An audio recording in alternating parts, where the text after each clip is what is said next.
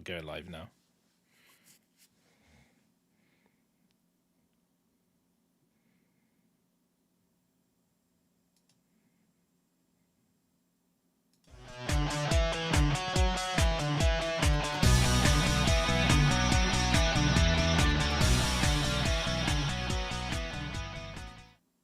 Welcome to Facehammer Live. Hopefully this is all working and people can see us, otherwise this would be very silly. Fingers crossed. Yeah, let us know what's going on, peeps.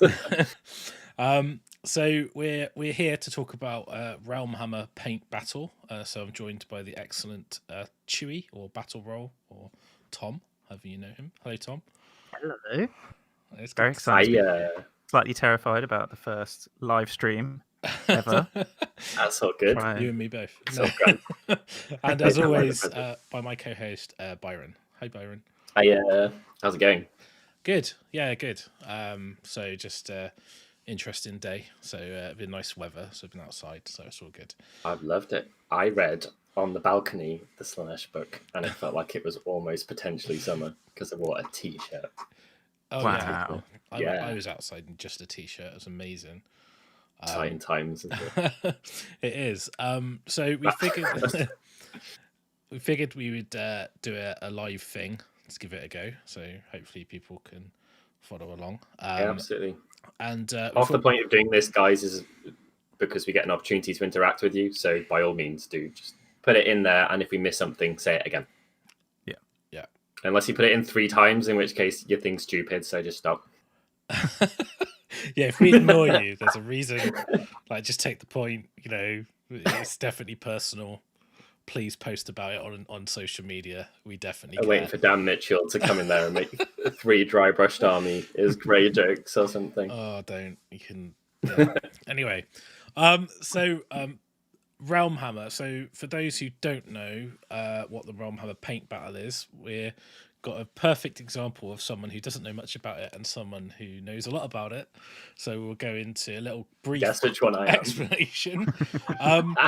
So on our website, which is from the banner, you can see this little RealmHammer tab here on our website, which is facehammer.co.uk. You can see all the information on there, and there's a link to the leaderboard.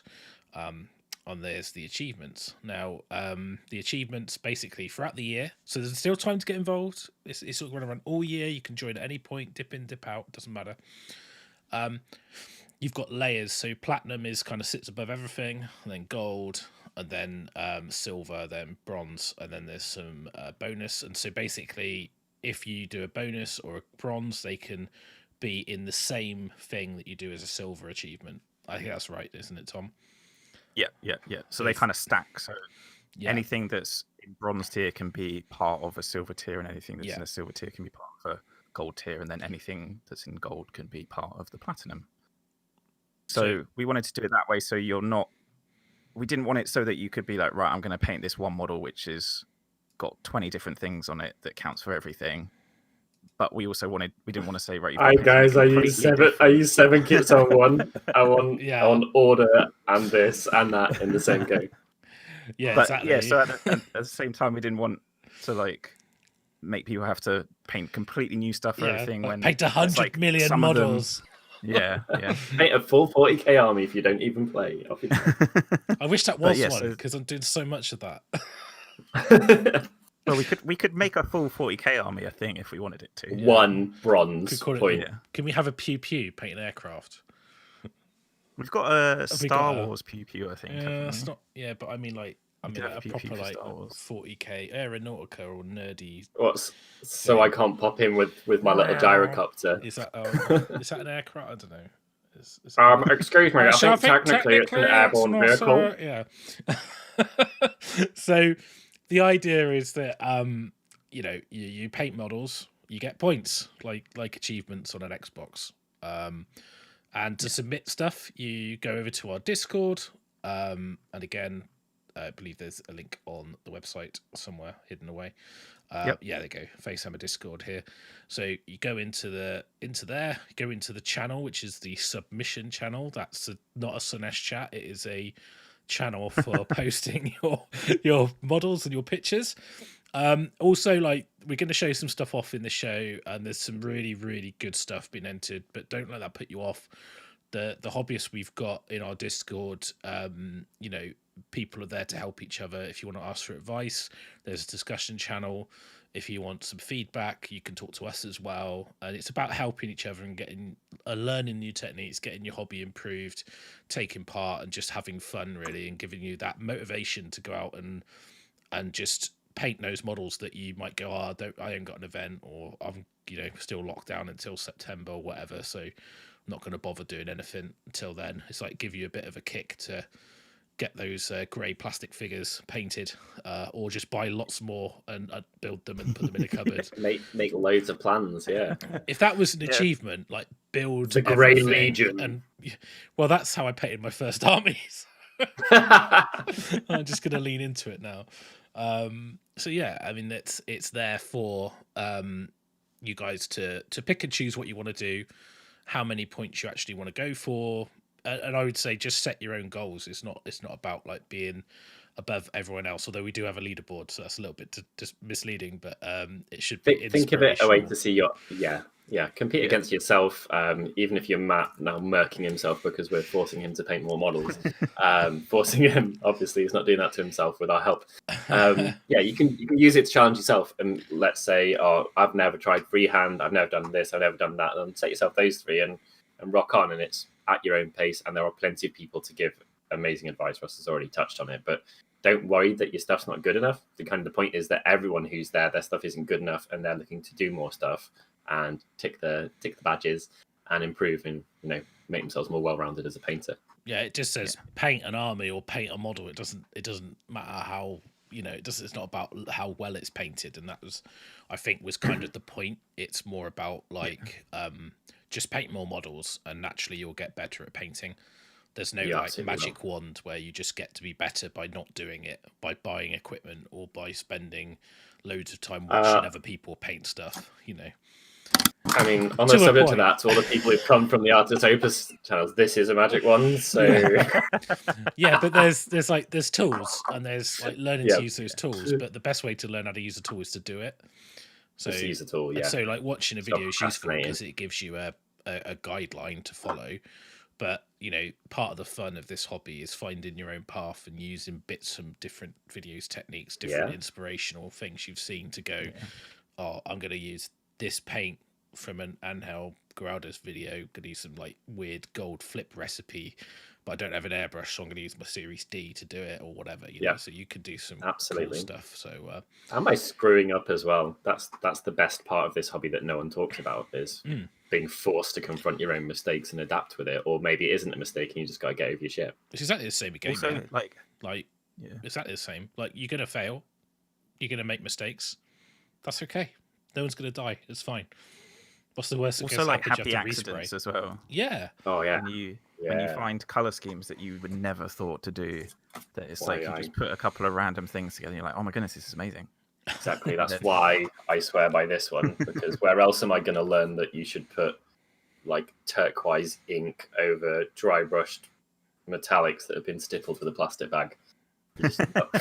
You're not going to get that anywhere else, are you? Yeah. No, exactly. And so we've got at the moment on the leaderboard Tony Kirby in the top spot, closely followed by Matt from Pro Painted with a big 9. So there's two almost into double digits. I'm sure you'll be there in a week or so. We've had some late entrants to scheme come in and submit some beautiful models. So special shout out to those, as we will showcase some of those off. And when we get there, we'll give them a shout out. But I think basically the point is there's no like time limit. So if you want to get involved now, it doesn't matter that other people have got points. You'll quickly catch up. It's also worth noting that like the higher point challenges are like harder to get, but you'll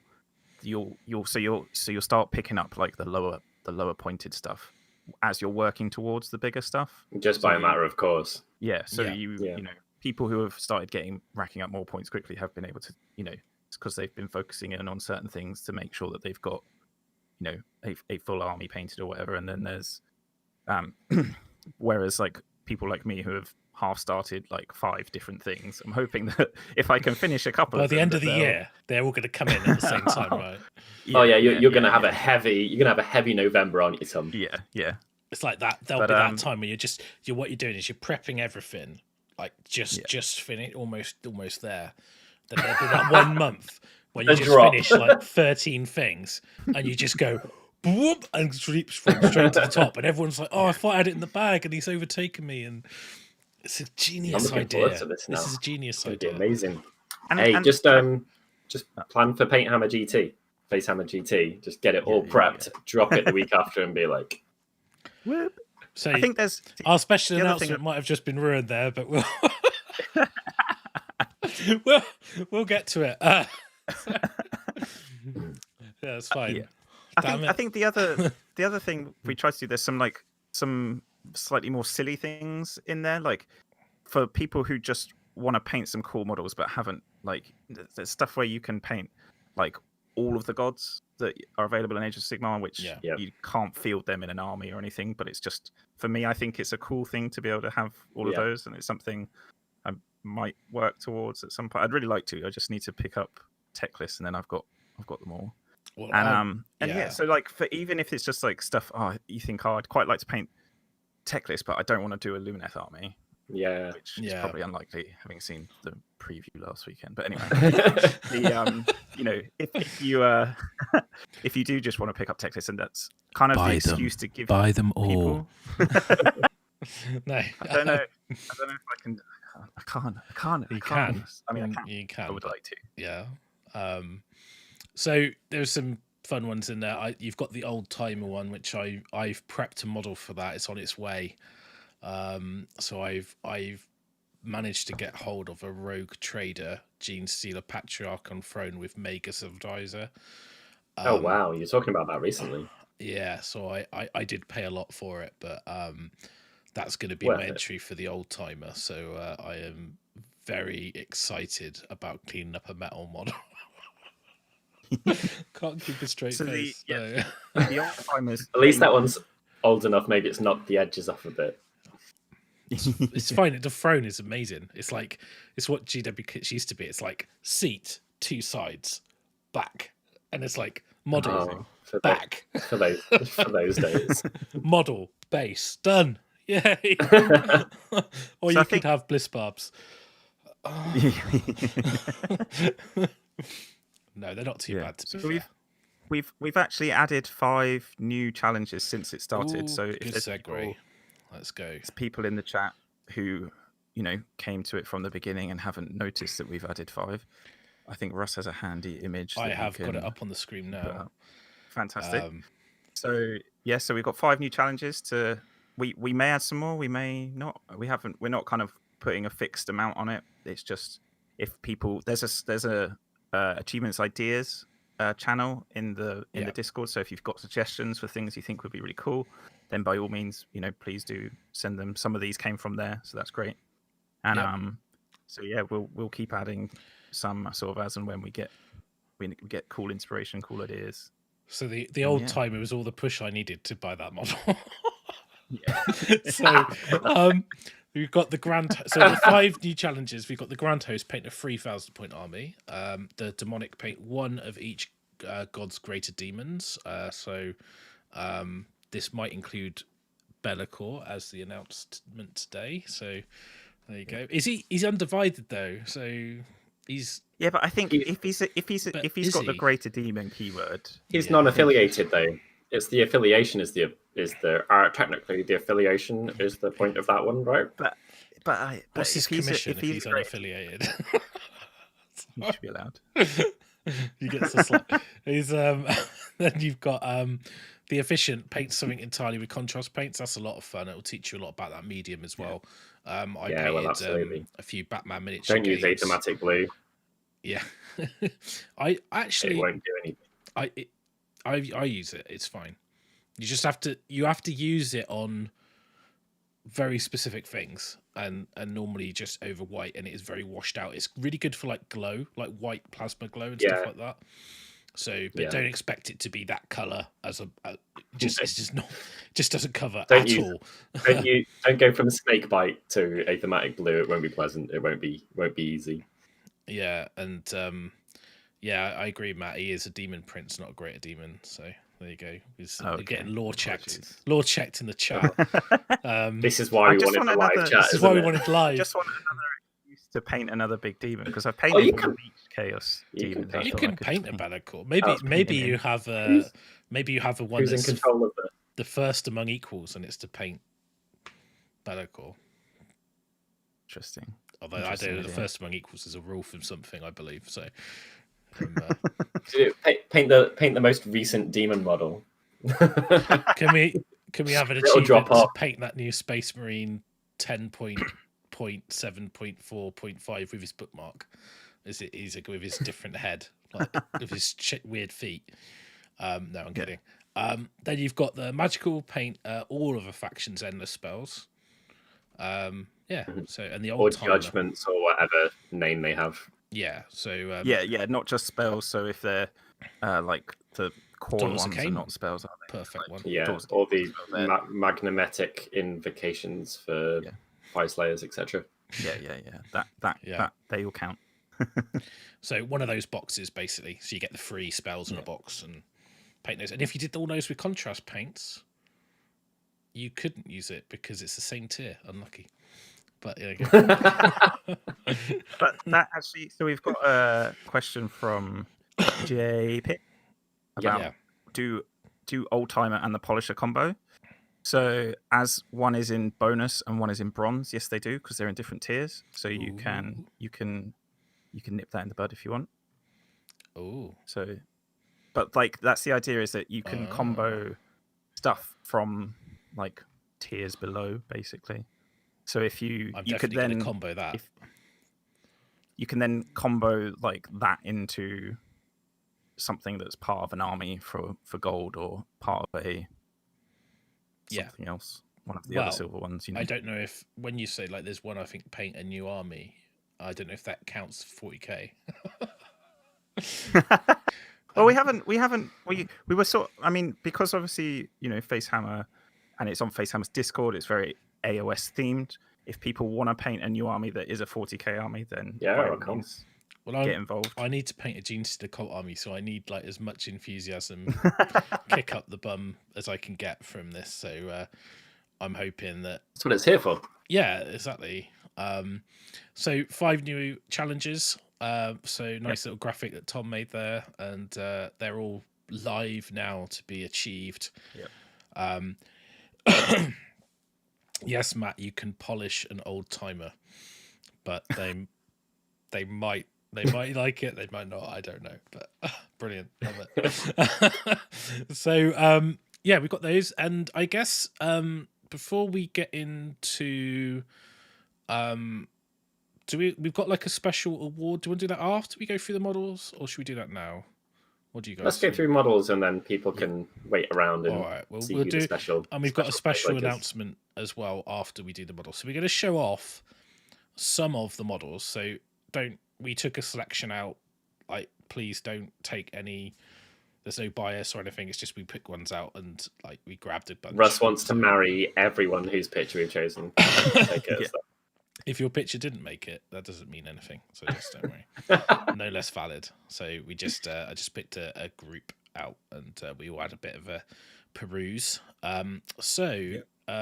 If I get rid of this, that would be helpful, wouldn't it? So first up is actually a bit cheaty, but it's one from former Facehammer member Terry Pike, and it's a Space Marine model of some description. Which I don't know what they are. Is it a Phobos Sergeant, something like that? Have I got that right? Lieutenant? It's probably a lieutenant. I've heard that's a common name that they have. But obviously very nice.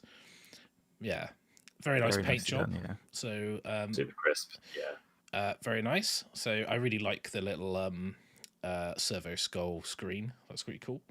And some of the hash markings on like the cloth and the leather and stuff is very cartoony, so it's not so much my my favoured style, but it's still pretty cool. And I think that was for the Paint a Space Marine achievement, I believe, but I haven't got that in front of me. So he's normal, super clean decal work as well. Can't see any edges there. No. Jealous. Yeah, I don't know how he does it. It's kind of crazy. And then we've got a... I think these were just come in today, actually, from Drew. I've got some Nighthaunt. So some rather nice, sexy chain rasps. So I quite like these. They look very box arty, very kind of like, you know, GW style. Nice sort of Nylax oxide. Just don't know. Just so satisfying about seeing models painted neatly to like the sort of the common scheme. So. Yeah, that was for the filth, which is paint 40 of one model. There you go. So you just need respect for anyone who's taking that on. It doesn't matter what it is. You need respect for that. Absolutely. Yeah. So great. Perfect. And I'm only slightly being triggered by the lack of black base rims. Matt says he's going to do every achievement, so we're going to keep adding them to make it impossible. just to frustrate Matt. And then I've got a Raikon of the Grim Hailer, which is quite an old entry actually. I had to scroll very, very far up, and I'm now going to try and scroll up the Discord to get the name, because I've is this on the tasty rusty? Yeah, so it's got like the rusty brown scythe and the kind of the brown cape, and it's got a sort of purple and green. I quite like that color transition. So I think the armor on the horse is wicked. I'm a big fan. It's a lovely contrast between the like quite like soft transitions in the wings and then the kind of rusty weathered look of the that was Robert T. Kelly. So shout out to you, awesome. That's really nice. I love that model. It's I do like the way the holes in the wings are glowy as well. A nice edge highlighting on there to do that. That's really cool. And then we've got a fire belly from you, Tom. So, oh wow, I made the cut. You did. And I picked you because I quite like the use of the crackle paint on the skin to look like Caped on war paint. Yeah, that was the Pretty plan. clever. It's something I've been thinking about wanting to do for like a whole ogre army, to have like, and I think I got the idea from the Vikings TV show, where you see them a lot, where they've got like really thick war paint that's kind of crusty and where it's dried and sort of flaking a bit. Yeah. And I thought, how could I do that with paint? I thought, if I try like a slightly thinner layer of that iron crust paint than you would normally do, because you normally have to lay it on really, really thick to get the nice sort of high ridges and stuff. So if I lay it on a bit thinner, it will hopefully look like that. And I think it came out quite well. Everything else pretty much is, apart from the metal, is just contrast as well. So I enjoyed pre-shade, I imagine. Looks like you've done pre-shade, and then all the skin is just a couple of different contrast paints that have been really. I really now you point it out, I can trying see to blend them out. Yeah. But that was really fun to do.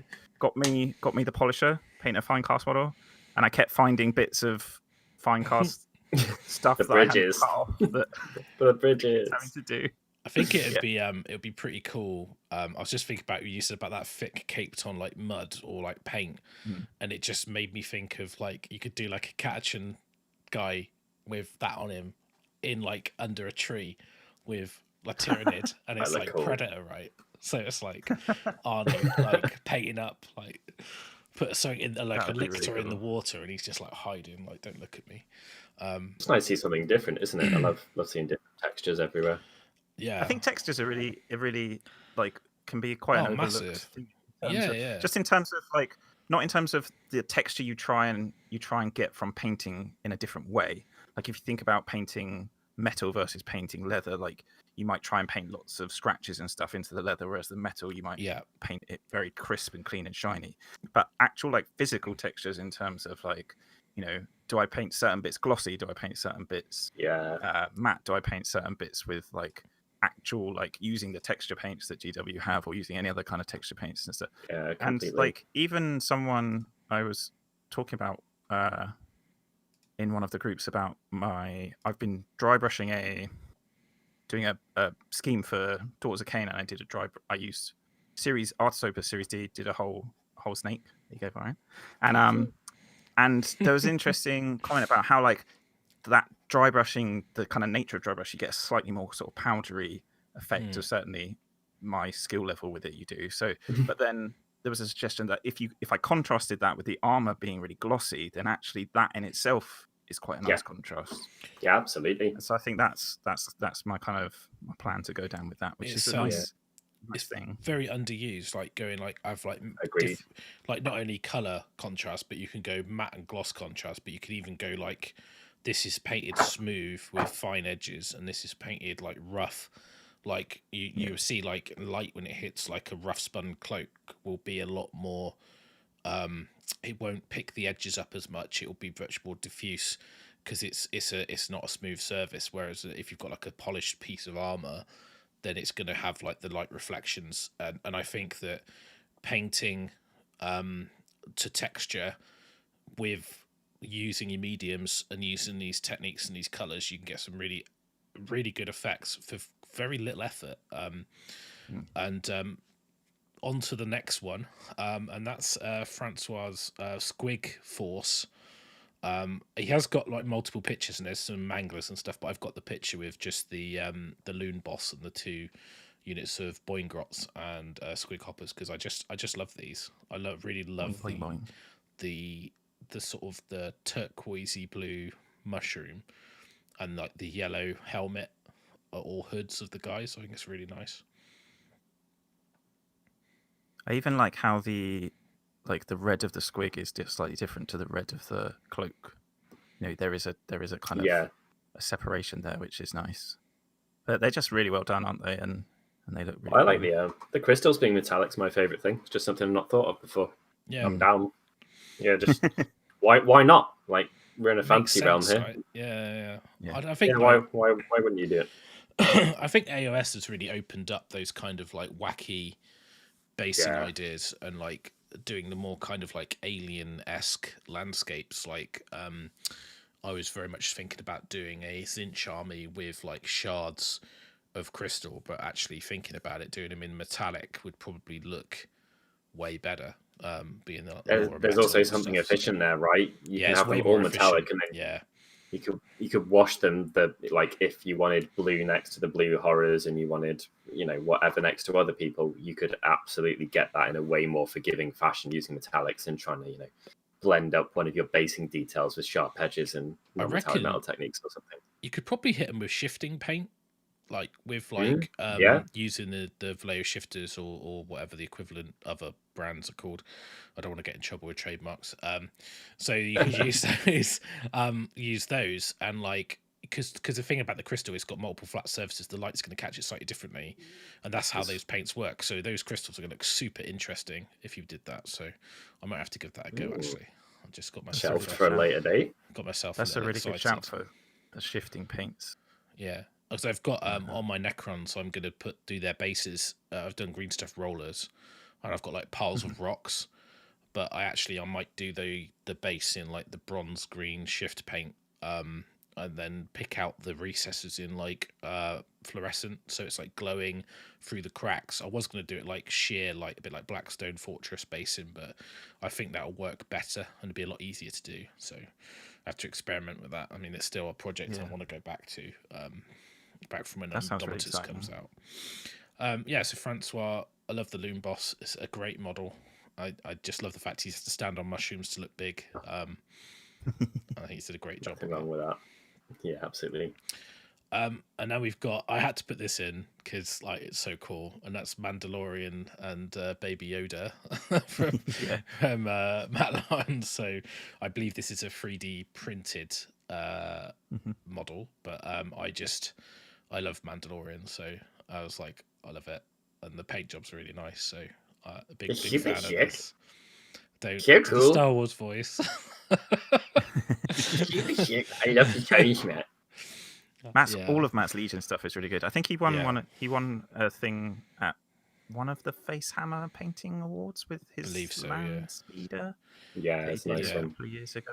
That was really nice. Certainly got a finalist pin if it didn't pick up a category, but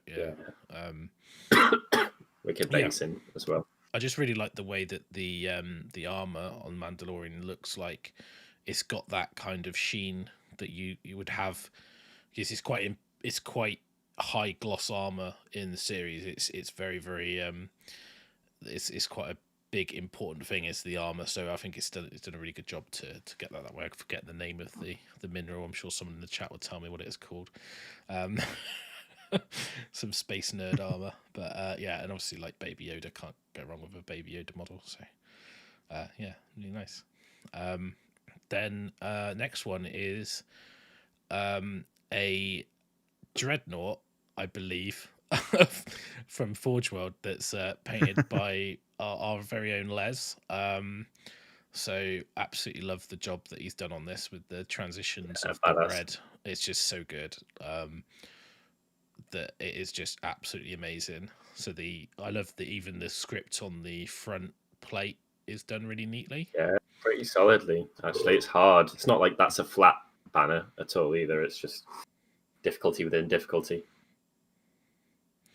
I love how the recesses, like the really dark recesses of the red, are sort of they're not quite black, but they're off black. Mm-hmm. Yeah, they look like they're the same as the really dark recesses of the gold, mainly the gold, like Blood Angel symbol on the chest piece. Yeah, which just sort of ties it all together really, really nicely. I think that's super coherent, isn't it? A really clever way to kind of balance models nicely, to use like essentially the same like darkest tone across a model. Yeah, you're homogenizing your shadows, aren't you? Yeah, looks super solid. Makes it easier on the eye. You don't necessarily. I'm here to be poncy. It's a really good way to make something easy on the eye without necessarily your viewer might not realize. But if you share highlight colors or share shade colors or even both, then you just end up with things tying themselves together in a beautiful little bundle, which is what he's done there. Looks tasty. Works really well on an army as well. I believe I did it with my old Warriors, where I just mixed Frostbite into everything, even the metallics, to highlight it, and it worked really well. Johnson always did that nicely. Commando Khaki back in the day. Mark Side in the chat. Hi guys, I have a question. Thinking of Skaven schemes and thinking of white wood for the war machines, spear halves, etc., etc. Am I insane, or would that work? You're not insane. I actually think it'd be super interesting. Also, like, if you look at a lot of woods, white pale wood is a thing, right? So yeah, birch. Just Google silver birch and see how many other colors you can get in without white, with the white still being the predominant color. So you'll get like sepia tones creeping in there, maybe even like pushing like greenies or purplies. It's quite like bone in a way. There's a few colors that will just set you off on the right step. The other thing you can do is Google driftwood, because that's new. That's normally been bleached or bleached wood, and don't necessarily consider the normal colors you'd think about. Deneb stone, I think, is I love it as a color. It is Deneb stone, isn't it? It used to be called Deneb stone. It's now pallid witch flesh, I believe, or Rakarth flesh. Rakarth flesh. Yeah, it's Rakarth flesh. Thank you. Rakarth is lovely. Yeah, it's just a great base for loads of stuff like that, and you can take that up through a slightly off-white color to a white, and you might get there. Just avoid having too much other super bright stuff elsewhere on your models, otherwise it might confuse things a little bit. I think if you kept the metallics dark, because a lot of the Skaven war machines are light and they've got like lots of metal plates, so you could do like very dingy, almost like black metal with scratches, so it's black and white, absolutely, and then you could offset that with the color being coming from all the warpstone, so all the warpstone is high, because actually if you think about Skaven, it's like lots of browns, lots of cream and brown look amazing together. So the creamy white wood, brown fur, pinky skin, which is a kind of, you could take that into a kind of fleshy cream color as well, so that's sort of similar, and then you could have the black, and then you could go, right, what color is going to contrast with that, and actually green warpstone, make it super bright fluorescent glow, and then you could even use like dark red robes to give you a bit more color saturated. That really pops the green, because green and red contrast really nicely, and then if you desaturate the red by taking it more into like the blue kind of purpley spectrum, that then means you're drawn more towards the green, so the green will really pop, and then you've got the white and black contrast, you've got the green and the red contrast, and you've kept it within a limited palette. It'd look really nice. Yeah, absolutely. I'm a real fan of that. White and black push contrast and aren't colours, so aren't going to screw with things. And cream, you can argue for that as well. One consideration: making stuff glow on lighter background surfaces is just harder technically than making it glow on darker ones. So yeah, just be mindful if when you get to making your warpstone glow on white wood, it's not looking great. It's not just you; it's hard, like generally. Yeah, for I people guess to you achieve. decide whether you have the warpstone to be the brightest part or the wood to be the brightest, and bear that in mind when you're starting with your base tone for the wood. Like even like you can make things look very white with them actually without them being pure white. Yeah, without you ever going to a white paint. I never use white and then paint. you've got the white that you can then get really, really like spot highlights on the warpstone, which will make it really, really pop. Yeah, so bright ivory would be my recommendation for that type of thing. Allows you to go to a color that's super bright that isn't white, and I think it's amazing for it. Yeah, it's like a lot of people use. I use like ivory from Model Color, and that's the it's not white, but it's as good as white. And I think you should ever go to pure white when you're doing a color, particularly in main area or model, because you can't go any further than that. So if you do it and you're like, oh, I need to bring it up a bit, you can't, because there is nothing else you can do. All you can do is darken everything else down or recess shade. But yeah, definitely think that'd be cool. Absolutely. So next one we've got, and Matt was giving me grief for my death bias. So here's another bit of my bias. It's Gene Stealer Colts squad by Matt. So you can shame me as much as you want, but the neophytes, I just think these models are probably some of the best ever. Like honestly, the Gene Stealer Cult models for me, they're the best models that GW have released in the last like 4 or 5 years, however old they are. All right, why don't you marry them? I would do if they didn't have weird heads and extra arms, and they weren't plastic. I love it. So I love his shoulder pads on these things.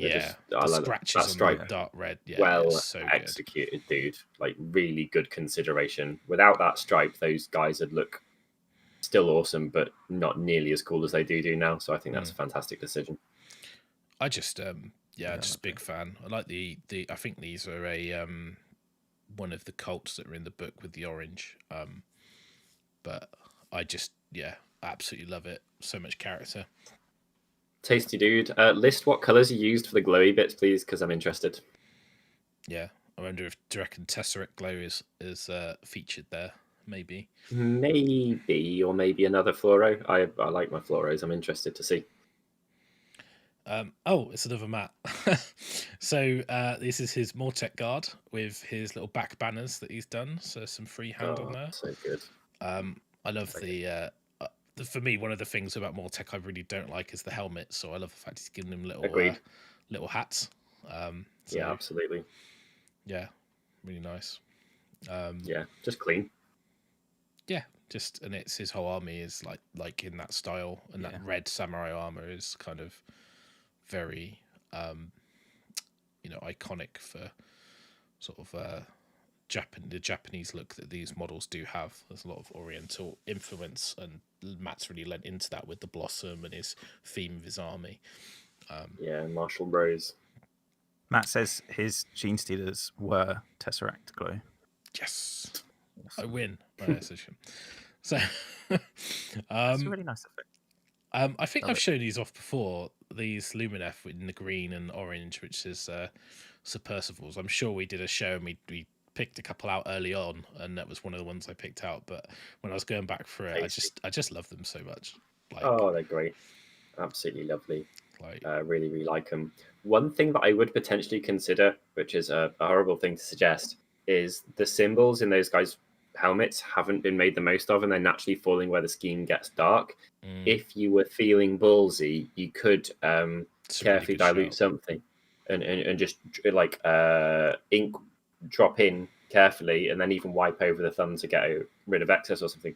If you dropped in a silver or a bright gold, like a clean elven gold in there, or something else that works just for your scheme, orange, just white paint, white ink, and then go straight in there with the orange. Because he's got the orange on the shield in the rune, and he's got the orange in the front tabard split, and because it's almost opposite, you almost get that hourglass effect where you've got like the head and it comes down to the middle, then it comes out orange, and then the shield's orange. So I think that would be a really good shout, actually.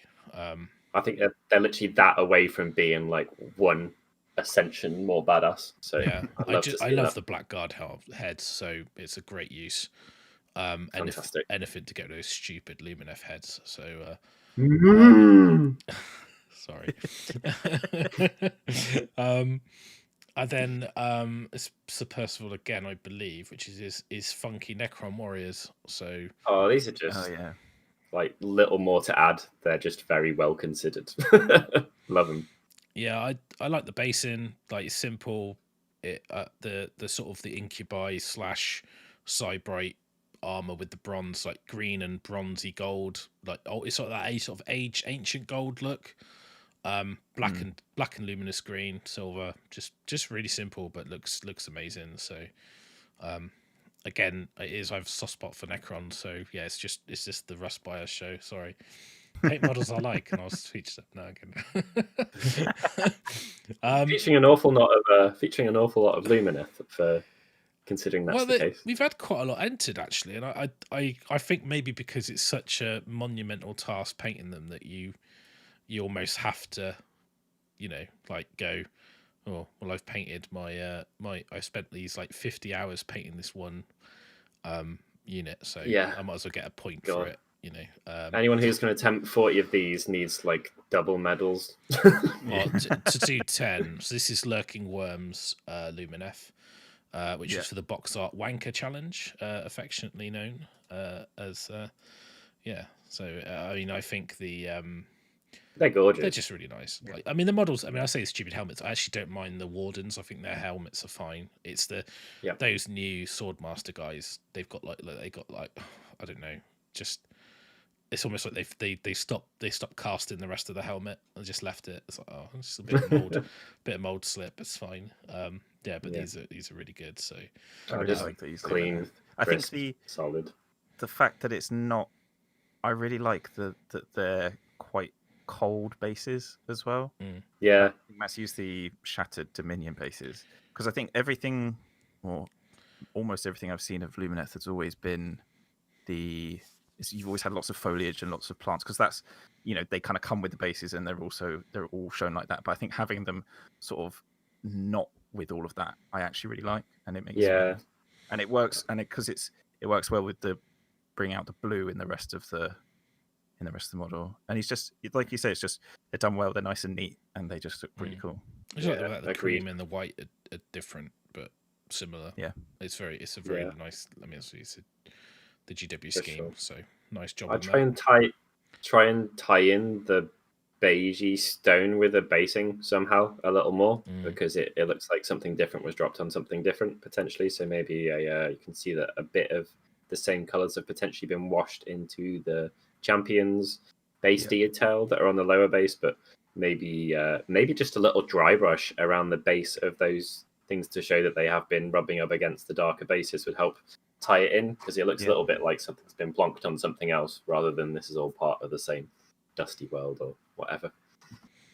And into Tony Kirby's Fellowship of the Ring / Attack at Amenhen, whichever set these are from, but you've got Gimli, Aragorn, and Legolas, so a nice set. Green. I really like the Lord of the Rings models for just for the nostalgia, really, because when I worked at GW, that was they had all different coloured boxes. You had the green boxes and the red ones for Two Towers and the blue ones for Return of the King, and Return of the King come out, and I remember going to the cinema with my colleagues from Games Workshop and a load of people from the Air Force Base, because one of the guys I worked with was a key timer. His wife was actually in the US Air Force, and we went and watched I think it was Return of the King, and it was also around the same time we watched one of the Star Wars films. I think it was the Attack of the Clones, one of those anyway. It was around that similar time, but we went to cinema a few times for them, and it was really good because it's the Americans, they're a lot more vocal in the cinema. It's almost like a live event. And whereas all the British people are like, don't say anything, be quiet, don't rustle your popcorn. So I remember a moment when we were watching the scene where Yoda fights Dooku, and Yoda like gets his lightsaber out, and one of the American guys stood up and went, yeah, fuck him up, Yoda. And it was like, oh no, okay. I don't know if that's typical, but it was quite funny. But anyway, it's got nothing to do with this, but these are great. So I do like the greens are quite vibrant. I think the Legolas's one's good, isn't it? Yeah, it's different to the cape. It's a bit. I like muted tones. So like the Aragon for me, I really like the tones on there, and I think the capes, because I think in the films they're a bit more grey. The capes, because they're like those. But yeah, I just like the way that there's that continuity across all three. You've got the same green used on all three capes. Yeah. So yeah, super good. Next. Well, this is Tony Kirby's like KO army, so solid, isn't just it? like Barrett, like absolutely love the cream and purple and gold, and the lava basin is on point. Got to respect. It works. That is asking to that level. Is asking for the noms at any event, isn't it? Basically, 100%. Yeah, and I just love the way the brass is really clean as well.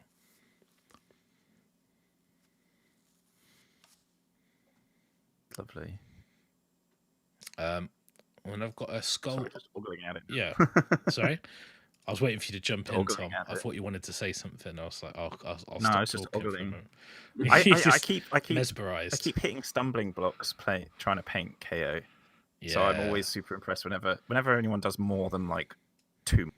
I'm always impressed with it, to be honest. Shall I explain the stumbling block painting KO? Russ knows what I'm going to say, don't you, Russ? It's because you just can't face ever playing with them. Yeah, that's the stumbling block. It's for me. I had I've got an army that I've done all green stuff base in with cogs, and I took them to an event as like base coated. I was like, I'll finish these. I'll definitely finish my Barrett Mornar force. And I was like, actually, I didn't have fun playing with that, and the person that I played didn't have fun. And although they changed and they got a bit more interesting, they don't really. No, I think they need a very actively held in mind conscious effort to make sure that you and your OP will have fun. You know, most importantly, it's your army. They're only going to play it once in a week, and you're going to play it 5 times.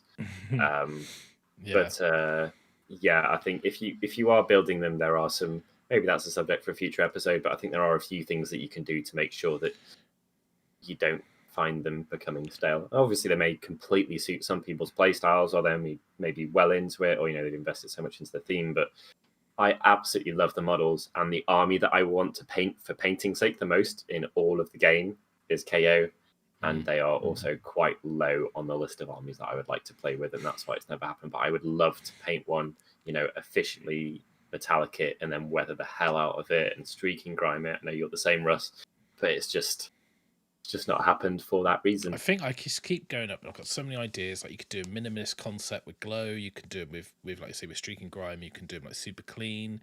You can, and it's just like you just get to the point. You're like, there's so many ideas. But I would say as well that like in the chat, Jay picks on point. Like give him extra points to put in the ironclad on its normal flying stand. So 100% agree with what you're saying. Is it'll be amazing to see how many games that lasts. So I put mine on a big brass rod. So then I've got we've got a skull altar, which I quite like because it's all done in like greys and snow. Oh, that's cool. And it's wicked. Like really nice. Very classic job. I am assuming it's dry brushed. If it's not, I apologize if you sat and done all that, but it looks dry brushed to me. But I like the neatness of that. It looks really good. Like the gold is particularly nice. It's got that coldness to it.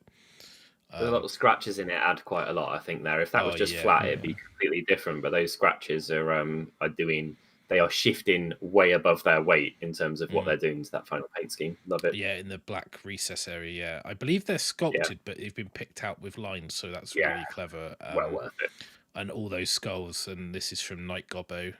He said, "Here's my skull altar," and he says, "So many skulls." And you can see from the pictures that that I have painted all the skulls around the back. Look, I have. Honestly, it was fine. It's what I've done. So I think that's yeah. I mean, it's great. I love that model. I know it's a piece of terrain, but I think it's great. I want to see a slaughter priest just stood up there rocking it out. That's what I want to see. Like such a good kit. So even the skulls inside the corn symbol. So I just tried brush mine grey and put like blood all over it, but it looked amazing because it's such good. There's so much definition in that kit. It's definitely Texture. something you should do with one of your Series D, Byron. I think you could. I've got those models in my cupboard.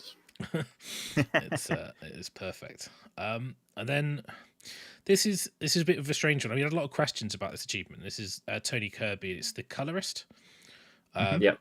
So I believe it's fine to mix. You take 3 colors and you can mix them, and then you do a scheme. So this is an Ungor painted with 3 paints. And a sepia. It's cool, isn't it? I really like it. And I think the idea is you can prime it whatever color you want, and then pick 3 paints, and then use them however you want to use them. If you want, that's interesting. I'd like to try and hack that. If you want to mix all the paints together, if you want to just keep them like completely independent, so it's becomes sort of, you know, you'd have much more sort of contrast and stuff, I guess, there. Then by all means, just, you know, I think there's with so many choices to make across all armies and painting schemes and ideas and stuff, it's quite nice to have some restrictions sometimes. It is, dude. Yeah. Good point. Seeing what you can do with just 3 paints, I think, is a really nice challenge to just see you push how you understand paints and how you understand them working together. Because suddenly there's actually a really big decision in terms of what paints you choose. Because you've got to think about, like, you know, warm and cold versus like light and dark and all that kind of thing. So it's a fun challenge. And like I said, you know, mix those paints together. Great. If you don't want to mix them together, if you want to try it and not mix stuff together, then as well. Sin City is a great reference if people want to just Google the film. If you want to do black and white count as colors in this? Is it just 3? Is it just 3 paints? I presume. I think just keep it as 3 paints. Yeah, if you want to go Sin City, you could do black, white, and blue, or red, or yellow, or whatever. That works surprisingly well. And then, of course, you can add. It'd be interesting if someone goes like black undercoat and all they use is the 3 primary colors, and then the only way you get a shade is by using very, very thin glazes in the recesses. Or adding small amounts of black or well, the black's already there, but you can't have black as a paint because you've already got 3 paints. So the only way you can keep the recesses dark is to not overpaint the recesses. Yeah. So you almost need to like blend the color to the top and leave the recesses in black. And then you could obviously, because you've got the 3 primary colors, you should pretty much be able to, if you pick light versions, you should pretty much be able to do multiple colors. So so it might be quite interesting to do like a demon. Like I was thinking about doing like a horror and picking like blue, purple, and pink, and then black, and then trying to do that. But I don't know, like, or maybe an orange to offset the blue. But it's like you say, whenever you've got a restriction on what you're allowed to do, that's where the design, that space becomes a really interesting place. So it's one of those achievements I really like, and it's something you can do in an afternoon. It's like, I've got a spare time. We've got 1 session.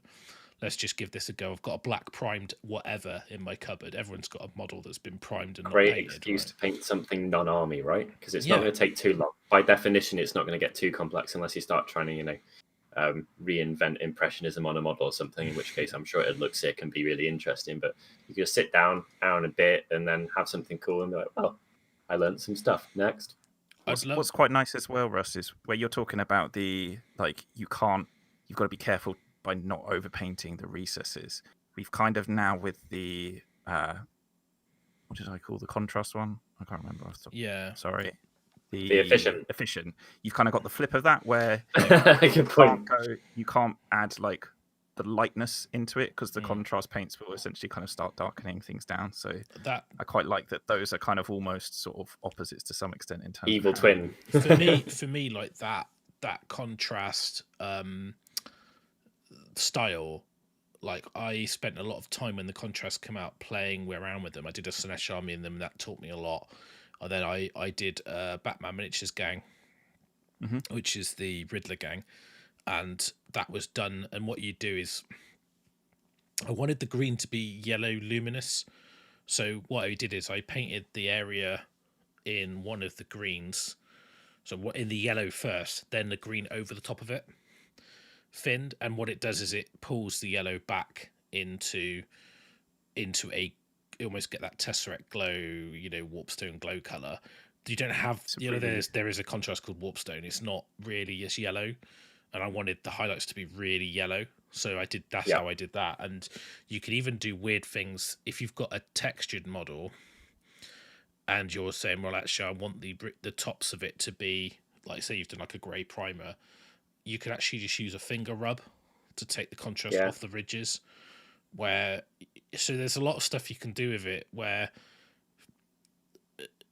by doing that, you're going to teach yourself how to use the medium. And then obviously, like normally you just go in and highlight those areas, but for speed, and also if you're playing around, you're learning how it works, you can do a lot with it. And I think when you restrict yourself to only using contrast or only using 3 colors, you're going to become better with the medium, and then you can apply that with when you put everything back in your toolbox. You can do a lot more with it. So couldn't agree more, having been on the dry brushing deep dive, and the painting by exclusion thing with washes and contrast is a fantastic tip. That's why I use big brushes a lot now with those, is because you can add it to sections and then you quickly wash your brush and then you can just suck it away from where you don't want it on the raised areas, and you got highlighting for free and you're forced to work fast, which is something that I enjoy too. Yeah, but your Artis Opus Series D videos is a great example, because when you've got to do those, it's like you're restricting yourself in a way because you're saying, I'm going to use this style, and actually it's it's very unique. I don't think I've ever seen anyone use, there probably is someone out there that does it, but someone who's using that style in that way, and you've made that you've mastered that, and you're always innovating and finding new things to do, and I think it's really impressive that you've got that, and that's a great resource for anyone who wants to really get really good at dry brushing, because it's like I remember back in the day when we were talking about dip, it's not a dirty word to use something that's cheap and efficient. That's just sensible. So you don't need to like edge highlight everything, because or paint lines on every bit of muscle, because somehow that makes it more worthwhile than actually just using a wash and using Zenithal highlighting. I mean, that's like I say, like your Fire Belly was a great example, because you said that wasn't you said, oh, it's contrast only, and I said, oh, and actually even I didn't realize that, and when you said it I could see, but actually like a lot of stuff is I did it with my vampires. It was like, oh, they're dipped, are they? Well, they can't be dipped, can they? It's like, well, yeah, they're dipped with what I used to call dip with love, which is you put a little bit more groundwork in the base coats and stuff like that, and then that allows the dip to be less in your face. Which it's just nuance, isn't it? Nuance or layering. If you're using contrast paints, a lot of people, like, I'm not sure if you did it with a flesh on your Fire Belly, Tom, but one of my favorite things about contrast is, let's say you've got a fleshy recess, you wash it purple first, which looks like it's too much, but just in the recesses, and then you wash pretty much all of it in like sepia or something a bit more, maybe it's got a pink tint to it, but something brown, and that purple that's in the crook of the elbow or whatever, it gets knocked back, and it should be there, but it's not got a hard line on it anymore because you got something else over the top of it, and it's just sequencing. I did that exact thing with Magos Purple, and then put flesh tone over the top. Good lad. Gilliman's flesh tone, and then one of the other flesh tones as well. I can't remember. That was thinned down. That shows, dude. The stages in it. That's why it looks fancier than it should. I remember painting the Fiends, the Hellstriders, with just Magos Purple and Shaiish Purple, and Shaiish Purple was finned and then not finned in a stripe, and Magos was finned and not finned like in bands. If you imagine like bands, you have like Magos finned, Magos neat, but you've already got a finned layer, so you're almost like doubling up that layer. Then Shaiish finned, and then Shaiish not finned, and you got this transitional purple, and you would have like it looked amazing. And those colors, like the purples, are great. I love the purples. Reds and greens, not so much, but the purples and blues are great. So then we've got this lovely set of wings on a plague drone. So going back into the I love them so much. There is some time gone into these. Yeah, I They're mean, beautiful. it's really easy to like not appreciate that effort like at a glance, because you just look at it and go, oh, it's like, yeah, but then when you start thinking about it, that's a lot of work to do that, and it's bright colors, which means That'd take Tom an hour on Photoshop, never mind on the model. yeah, which is the neat, and this is from ARB Painting 10. So there you go. Nice purpley tentacle base mass, which a la Terry Pike maybe, I don't know, but super bright, nice paint job. I like the recesses on the green on the rider. You can see the purple sort of in the recesses, and like the wings themselves, just great. Yeah, going back to what you were saying before, like on the cauldron there as well, you've got some like kind of oxidization with some like the blue that ties into the blue in the wings, and then the pink like gribbly bits again ties into like the pinky purple of the wings. So it's just going back to like how you're tying in those really bright vivid patterns into areas of the rest of the model, and I think that just works really, really well, and it looks awesome. Agreed. Yeah, it's going to look good in any light on any table as well, because you can't not, right? You'll be able to see it from a mile off as well. Imagine like a whole army in that scheme. It'd just be like so in your face. It'd be quite intense seeing that if you rock up to a table at a tournament. It's like, oh crap, I've got to fight against all these insanely bright, colourful models.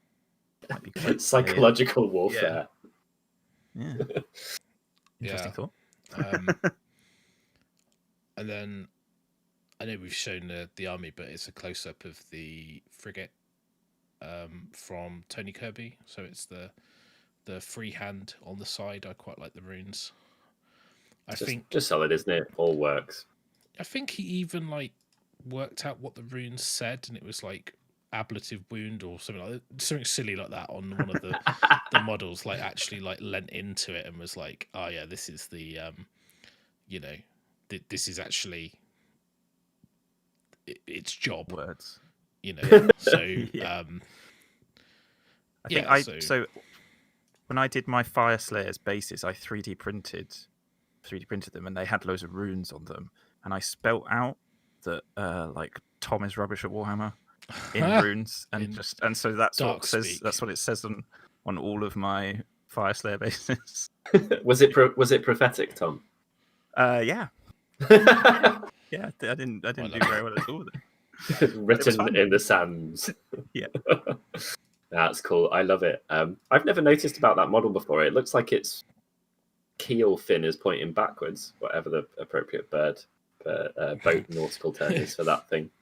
It's keel fin. What is that? The thing. Not rudder, bottom bit, lowest bit on model. The dagger board. What? It's not, because rudder. They're at the back. Like this is the. What is at the back? This is what stops the boat capsizing in water generally, but I don't know what it does here. Maybe it's a convenient ladder. I don't know. For those little babies. In normal like smaller boats, this is they call it a dagger board because you can pull it up through the hull and push it back down. You can. So it's like, because I've got I actually got a 2-star dinghy sailing award. As nerdy as that is, but yeah, wow, I'm a 2-star general. No, you can pull the dagger board up, because when you go to it to come in, you obviously, if it's down, it's going to it's going to run aground. So you pull it up to avoid damage, or you do what some people do and leave it down and then wreck their boat. So so there you go, a little bit of nautical themes. Why not? You absolute nerd. Super sick. And speaking of nautical and super sick, it's a good segue. Probably a special shout out goes to the Leviathan from Fluff or Chris Mills, because it's just stunning, like absolutely stunning. Box art-tastic, like what can you I can't think of anything bad to say about it. They're good. Awesome, dude. Be proud. Don't want to say bad things. It's so I mean, or construct. I can't think of anything constructive. Yeah. Just solid. Very well executed. He's probably done that in less time than other people as well. Because he's an efficient, annoying little man. I do like his water effects as well, like the way he's got the splash work on there. I think we do have another thing showing up. If I can get there, I'm gonna have to. I think I've got some other pictures. Showing up. There we go. Oh, there we go. There you go. So we've got a dock with water. So who was this one? Is this the Chin? I'm trying to remember who it is. So I mean, I can talk about it while you remember. This is bloody great. Yeah. Right, let's start off with that. It's awesome. It looks realistic. I love the effect of the dapples and the refracted sun stuff on the sand underneath. Like, good job on just getting the water effects to that level of competency with the waves and stuff. Right level of transparency, right level of color dropped in there. It's quite hard to not have that too much or too little, but that like tropical hue looks sick. So all round, I think that's awesome. I just like the way it looks like there's depth to it. Yeah. Like you've I think actually he said he did it in like layers. So he like did a layer of it, painted in some, thin down paint to get that hue, and then put another little layer, and then put some more. But that's the way to go about it. The way it's though, like it looks like it's way deeper than the base, obviously because it's a flat base. But the way the shore and the color, it's like it transitions down. It's really nice. This is ARB Painting 10 again. So mouthful, but there you go. But ARB Painting 10, good job. It's also for a Mega Gargant, so it's like super good. What's do you know the front bit here? Like there's that like lighter browny color over the dapple. Is that something in the water, or is that breaking the water? That's a reflection from the. Yeah, so you've even got some organic variation in height on it because it's not completely smooth, and that's working within its favor as well. So I imagine in real life, this thing's got some pretty funky reflections going on that, if anything, make it look even better than it does in a photograph. Which is pretty sweet. Cool.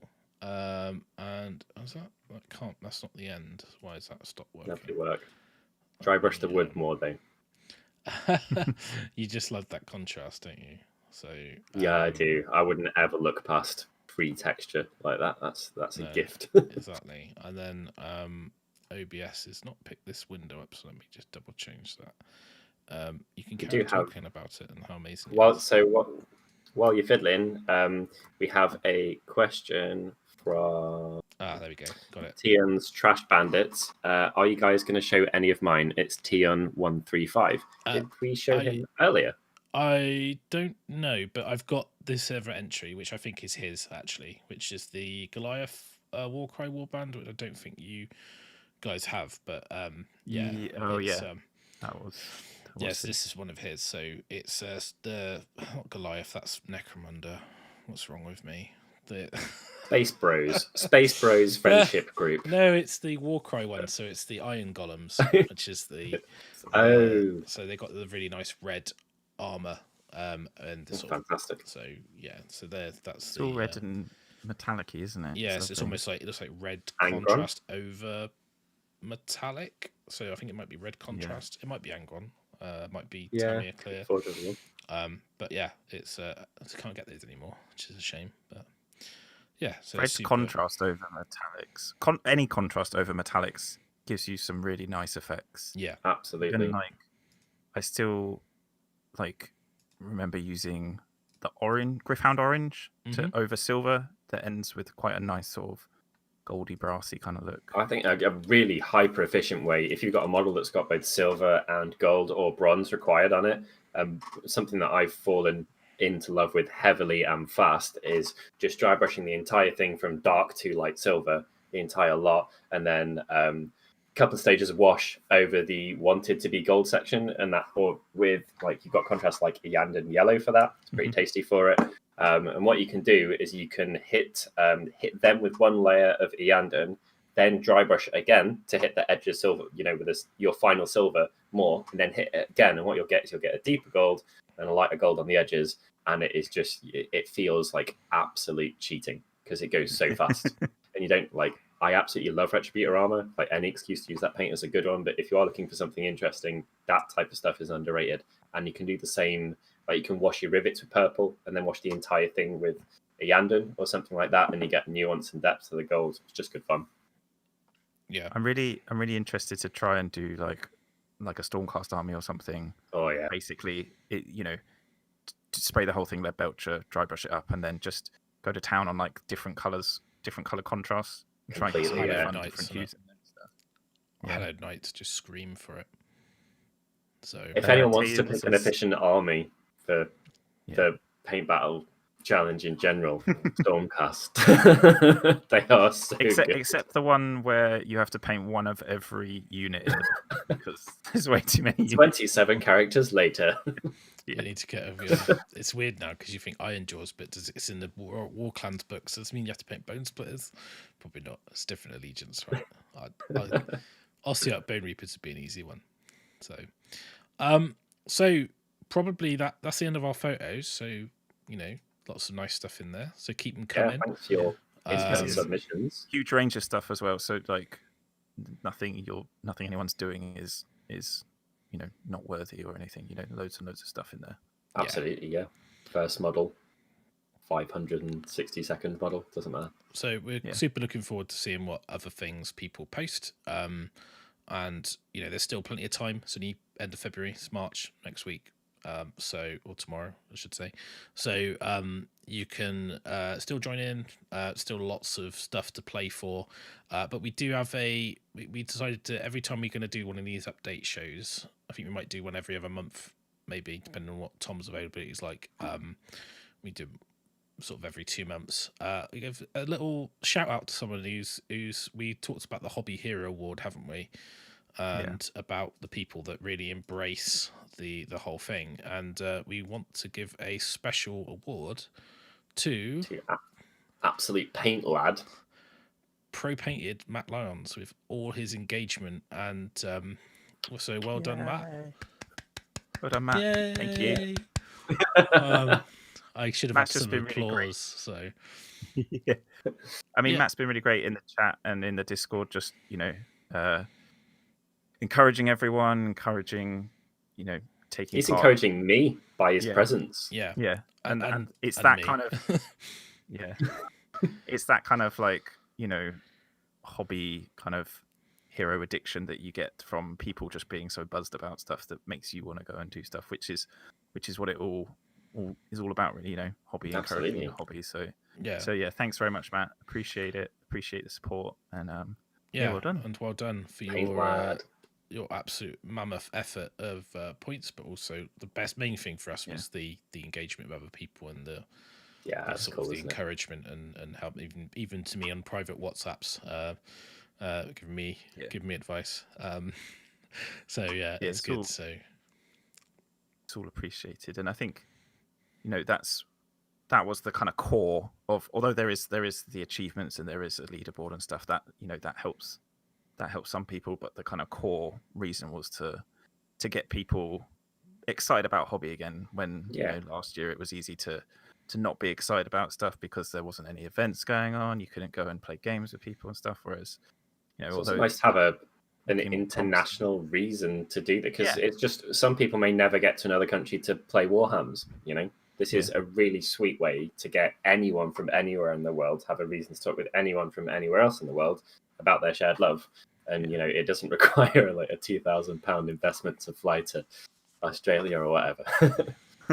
And I would have to say thank you to you, Tom, for coming up with this idea, because it wouldn't be here if you hadn't come up with this brilliant idea and collabed with us. So I appreciate that. The very original plan was that I flip-flopped so much last year with what I was doing. I was like, I've got loads of grey plastic, so if I make competition that I can paint all of that grey plastic, I won't have to buy loads of models, but I'll get stuff painted.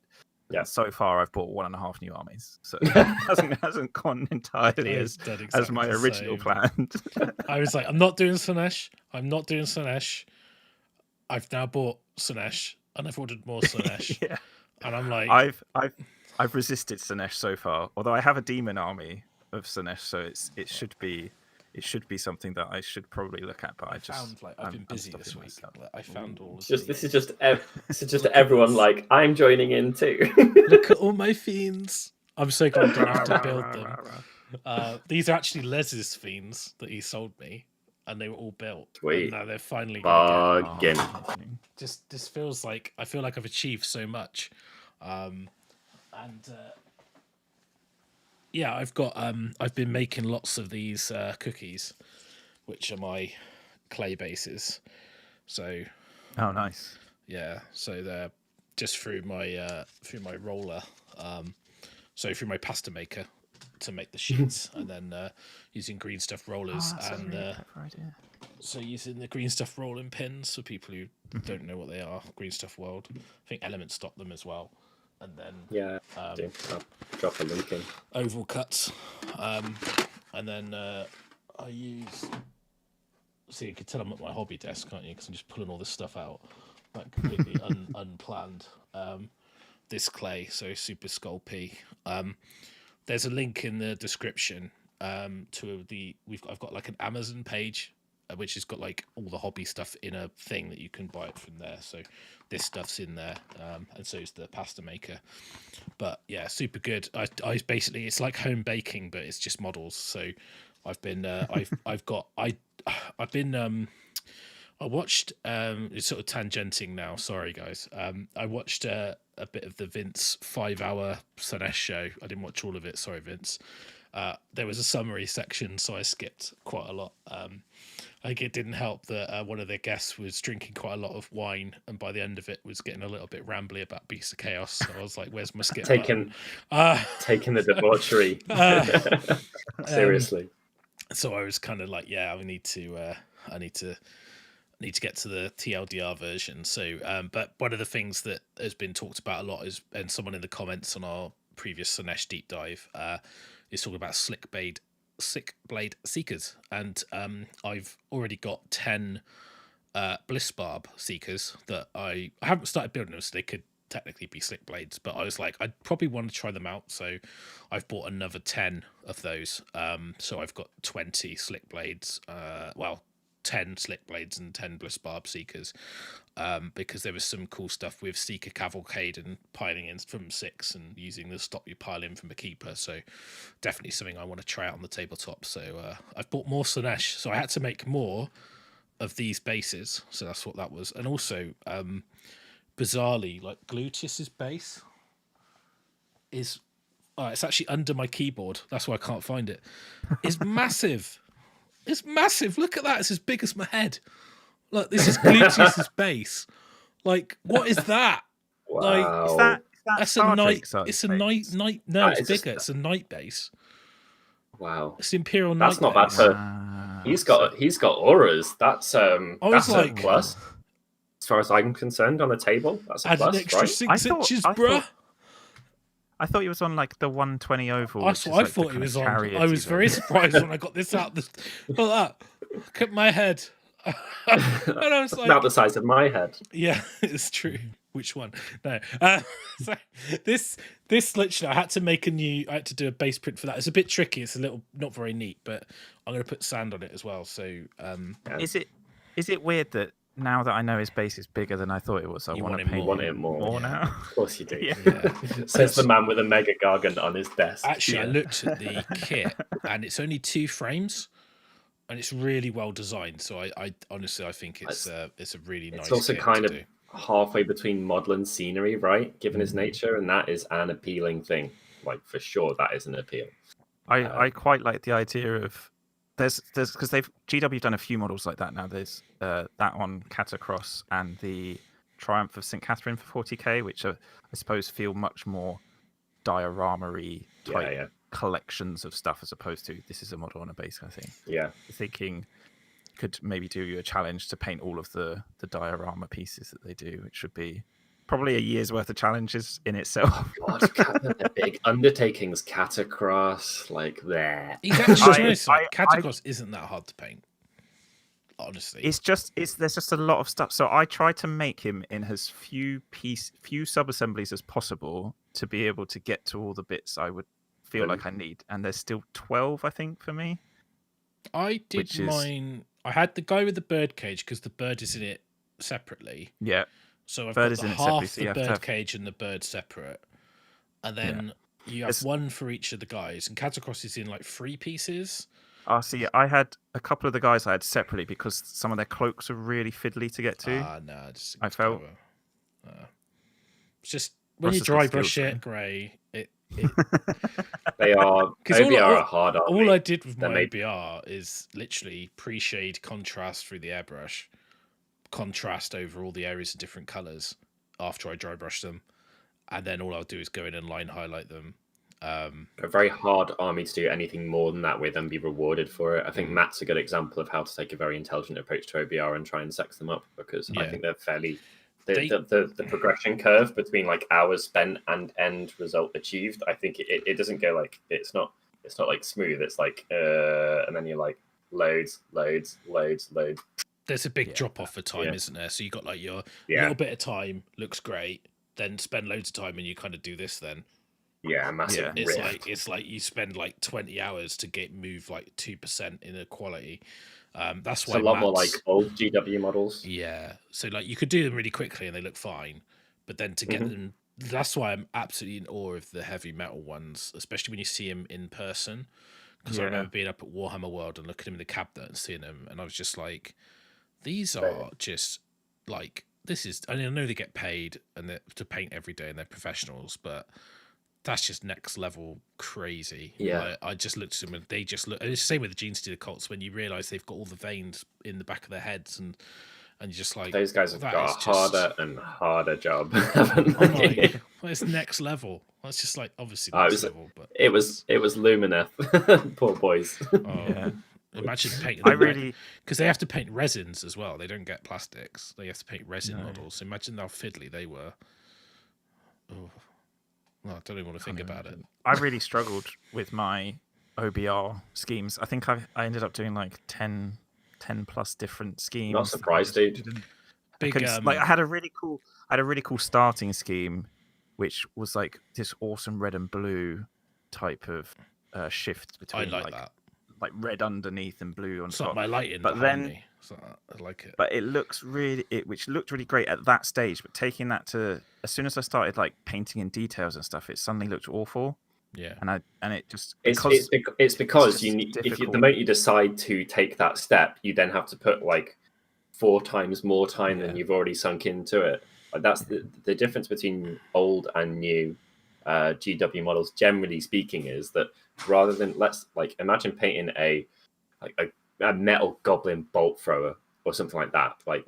You'll get a really good job in like 25 minutes, and then if you want to make it look amazing, you have to careful base coat, layer, black line, pin wash, pick out these, scratch that, and then once you've done all of those, you get to reap the benefits of having taken a more like full-on approach. But until you get to that point, until you get to like 90% done out of that vast like amount of more time, you're not rewarded for it visually. And it's that's where frustrations come from with models. And there's some armies that are really good for having a perfect progressive curve throughout their painting time. Demons, absolutely brilliant example. Wash it more, add in some layers, add in some texture. Each of those will net you its own time worth in kind of visual representation. And then some are just crap for it, and OBR are hard, in my opinion. I wouldn't do them for that reason. I found Fire Slayers like that as well. I've got a very quick Fire Slayer scheme, which looks all right. Yeah. And then I've tried to like take stuff to the next level. Actually, so like one of the challenges is upscale something that you've done. One of the reasons I kind of thought of that was my Fire Slayer army. It's been done quickly and it looks okay. I'd like to take it to the next level, but it's hard, like you say, Byron, because there's that. I feel like there's a big time investment for it to lag. I think you don't get positive feedback loops. You need them to be feeling happy about your painting, and you have to be very disciplined or a robot to not need them until it's completely done. I think I'm going to go back and do my Nighthaunt, because my Nighthaunt are just ghost, and there's no weapons, there's no detail, they're just ghost. So you can do silver and blackwash on the weapons, then you could do like rust. I'm just going to contrast them, because I always like the idea that they're still ghostly, but they've got like a bit of color from when they were alive. So I'm going to try something very translucent glazes from contrast, and then use like Tesseract glow on the flames to get that glow. So what I'm going to do is go back and upscale my guys by just almost, it feels like finishing them off, but just going through and going like paint the weapons, do a bit of weathering. I might do the weapons more traditional. I haven't decided yet. But imagine that'll work really well. You're just pissing on Tom's parade there by picking the perfect army to be rewarded for. I just happened to have it. I just happened to have it at that stage. Yeah.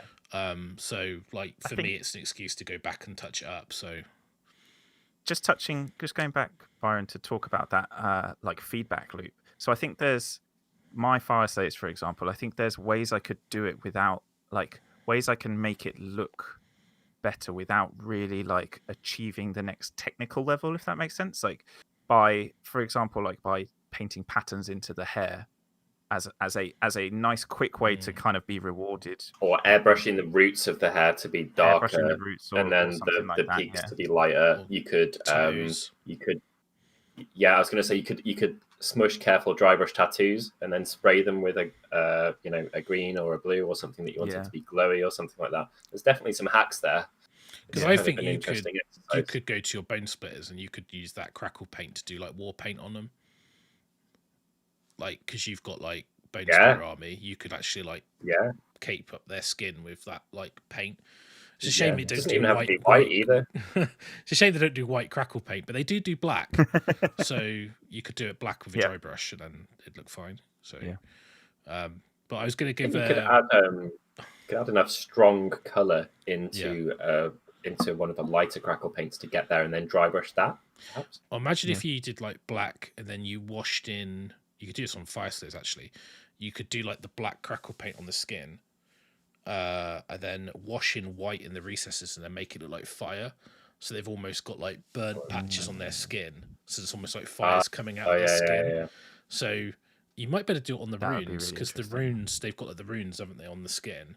Yeah. I don't know if they're recessed or not, but when you might even be like, if you did it and you assembled them, you just made them like baby smooth, and then you did I'm holding this, and then you did them baby smooth, and then you just paint the black contrast. I think it's Morghast Earth, or whatever it is, Warden Earth, I think it is. And then Warden like Earth when that cracks, then you could even paint it like orange first and then put it on. I mean, but it'd be quite interesting to see that. But I was going to say, when you talk about OBR, it's really interesting because Breakspear had an OBR army that he'd been painting, and he was getting really burnt out and didn't enjoy it. And then he was like, I need to make this more efficient. And he spoke to me, and he asked me what my scheme was and stuff, and I said to him, like, oh, it's this, and you use grey, I use like Celestia grey, Ulthuan grey over a black, basically. Well, it's over Mechanicus. Then I use Basilicum grey contrast for an airbrush, and then I've used like Leviathan blue, I've used like Skeleton Horde, I've used like Barracknar Burgundy, because they're all the greatest hits, Wildwood on like the wrappings, and so that's basically all I've done. And I've just painted the blades Corvus black, but at the time it was blue black. And I was going to highlight them up like the Blackstone Fortress Basin, and he's done that, and he's like rocketing through his army, and he's just like, this is so much easier. And I was like, yeah, it's great, and it looked really good. It looked just as good as the last scheme, which he was taking about 4 times the amount of time on. So that's really cool. And I just give a shout out to Carl, because you're now a dad. So congratulations, Carl, with your new addition. Good lad. Congrats, Carl. He was been on Discord with me at early hours, when his wife's been in hospital and he's not been allowed to see her, waiting for his arrival. So it's a bit like the worst delivery driver ever. I know you know about that as well, Tom. So she was 3 months on Wednesday. Oh wow! Can't even believe that it's gone that quickly. Yeah, it's crazy. All my friends are growing I up. can't really remember the last time I slept. That's not right. No. I sometimes get a splurge of messages from you at 4 a.m, and then like you're shocked when I reply because I'm up watching wrestling or something stupid, and you're Or like, Vince. "What?" Or Vince, yeah. Why are you choosing to be up at this time in the morning? Yeah, it's like, why are you still awake? You don't have a child. You could go to bed. Yeah. So yeah, I mean, we could talk about hobby for hours, but it's probably a good thing to just do our special announcement. Now, obviously, like a lot of the RealmHammer stuff is due to obviously the COVID situation in the UK and not being able to get to events and not having that motivation. And for me, that's a big part of why it's important to me. And last year we decided to do Facehammer worldwide, which started our kind of journey into doing more online content, video content and streams, and learnt a lot. It was a lot bit thrown in the deep end, and that went really well. But I am pleased to announce that this year we will be holding the Facehammer Grand Tournament at Element Games. COVID restrictions hopefully should be all be done. People should be vaccinated. But that's just so everyone got the date. It's September the 11th and 12th. 2021 at Element Games, and that's the Facehammer Grand Tournament. We do a painting competition there. You can check out some of the videos on our channel from way back when. We've got galleries on our Facebook as well of pictures from the event, and I'm sure we've covered it on a show. The tickets will be available on Element. We'll announce that to give everyone time to buy. Obviously, they'll be limited to about 80, I believe. And the page isn't live yet. The Facehammer GT 2021 page isn't live yet, but it will be at some point. So we'll go on there. But yeah, Facehammer GT is going ahead this year. Weekend before Blood Tide, so people can get some practice in with their list if they want. Is that correct? 2 weeks before. Even better. Yeah, so it was not originally too going to be the together. 18th and 19th, but because Blood Tide was the following weekend, which is a team event Quite in the far UK apart and as well, London. geographically, yeah. And also because Terry and Les have stepped away, I need to press gang some help, and Carl Breakspear has kind of said he will help out, and he's not available that weekend, so that made my decision even easier. So we will be running the event. Oh, nice! So Matt Leon's his birthday weekend, and we can get the fruity octopus. So that's great. Well, hopefully The fruitiest we'll octopus. see you there. So if you're interested in coming along and got any questions, you can ask in the Discord. There'll be a web page up soon, and then we'll announce. If anyone is worried about attending because they've never done an event before, just stop it and turn up anyway. It won't matter. Genuinely, it won't matter whatsoever. We will assign you a buddy. We will do whatever you need to make sure that you have a good time at the event. And it's also just one of the nicest crowds of people you ever see. I had my mate Brad attend his with a borrowed army that he played once with the night before. He got a demo from JP, I believe. Yeah. He gave him a lovely demo, and then he played his first tournament ever the next day with a borrowed army of mine, and he still had a blast. So yeah, if you haven't attended events before, don't believe the crap you've heard online about them being cutthroat and no one's nice. It is literally the most fun room you will ever walk into in your life, and you'll have an amazing weekend. Sometimes a little bit too much fun, but yeah. Yeah, you'll come away with too many. Once you've recovered, you come away with far too many plans about exactly what you want to do and what you want to do next year and stuff like that. And I think it's going to be pretty amazing and bloody desperate. And if any of you guys from across the pond are watching and would be allowed to enter our country, it would be great to have some people. Well, you say that, James saying damn me for being American. Actually, we had some guys with Domus and Tom come over, and we've had other Americans travel before that. So we've pretty good record for best sports from our brothers overseas. I must say they got a good rep for being bros. And like when I was chatting to Domus, he said it's not too bad from where he is because there's a direct flight to Manchester. It actually doesn't cost that much more than going to a tournament in the US, so definitely look into it if you if you're interested, and we'd love to have you over. And if anyone's got any questions, send me a direct message, because I live in Manchester. So if you want to know where you should be going and how you should be doing things and how many minutes it is from one place to the other or anything like that, just pop a message and I'll sort you out. And you can let us know, and we'll take care of you and give you advice and stuff if you're traveling overseas. I mean, we had Chris Welfare from Down Under come over as well. That'd be great, James, if you can come next year or this year, whatever you can do, then it'd be great.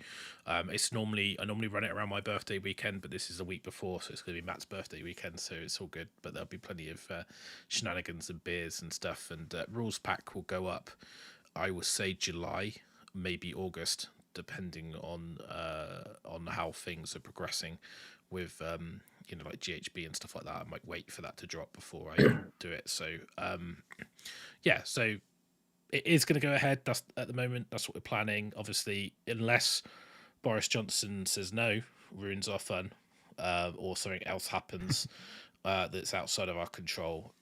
So we'll be probably put tickets on sale. I will give people plenty of time, but this is just so you can look at it, plan, look at your calendar, book it into your calendar, and make sure you keep it free.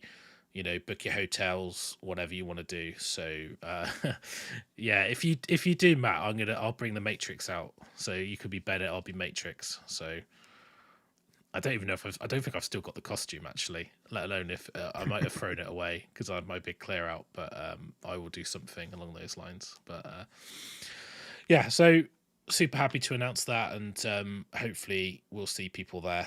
It should be a lot of fun. And like Byron said, just ask questions if you've got any questions about the event or anything about it. So welcome. Yeah, definitely. Events are always amazing. All the Warhammer events I've been to have been fun. I used to only do events. I used to not play normally. My first 2,000 point game was at an event. So I did the same. I didn't I didn't play outside of an event for 1.5 years, I think, at one point. Yeah. And it's just fun to hang out and chat Warhammer with everyone, let alone playing games and drinking some beers and buying stuff. Buying stuff it's always fun. Is good. I remember buying an Archeon because I was chatting to Mark Wildman about Archeon lists, and I had the Heat come in the week after or something like that, or the final. Yeah, you took him. And I remember. Yeah, I bought him on the Sunday. I didn't paint it for the following Saturday. That's the power of dry brush grey. That's all I'm saying.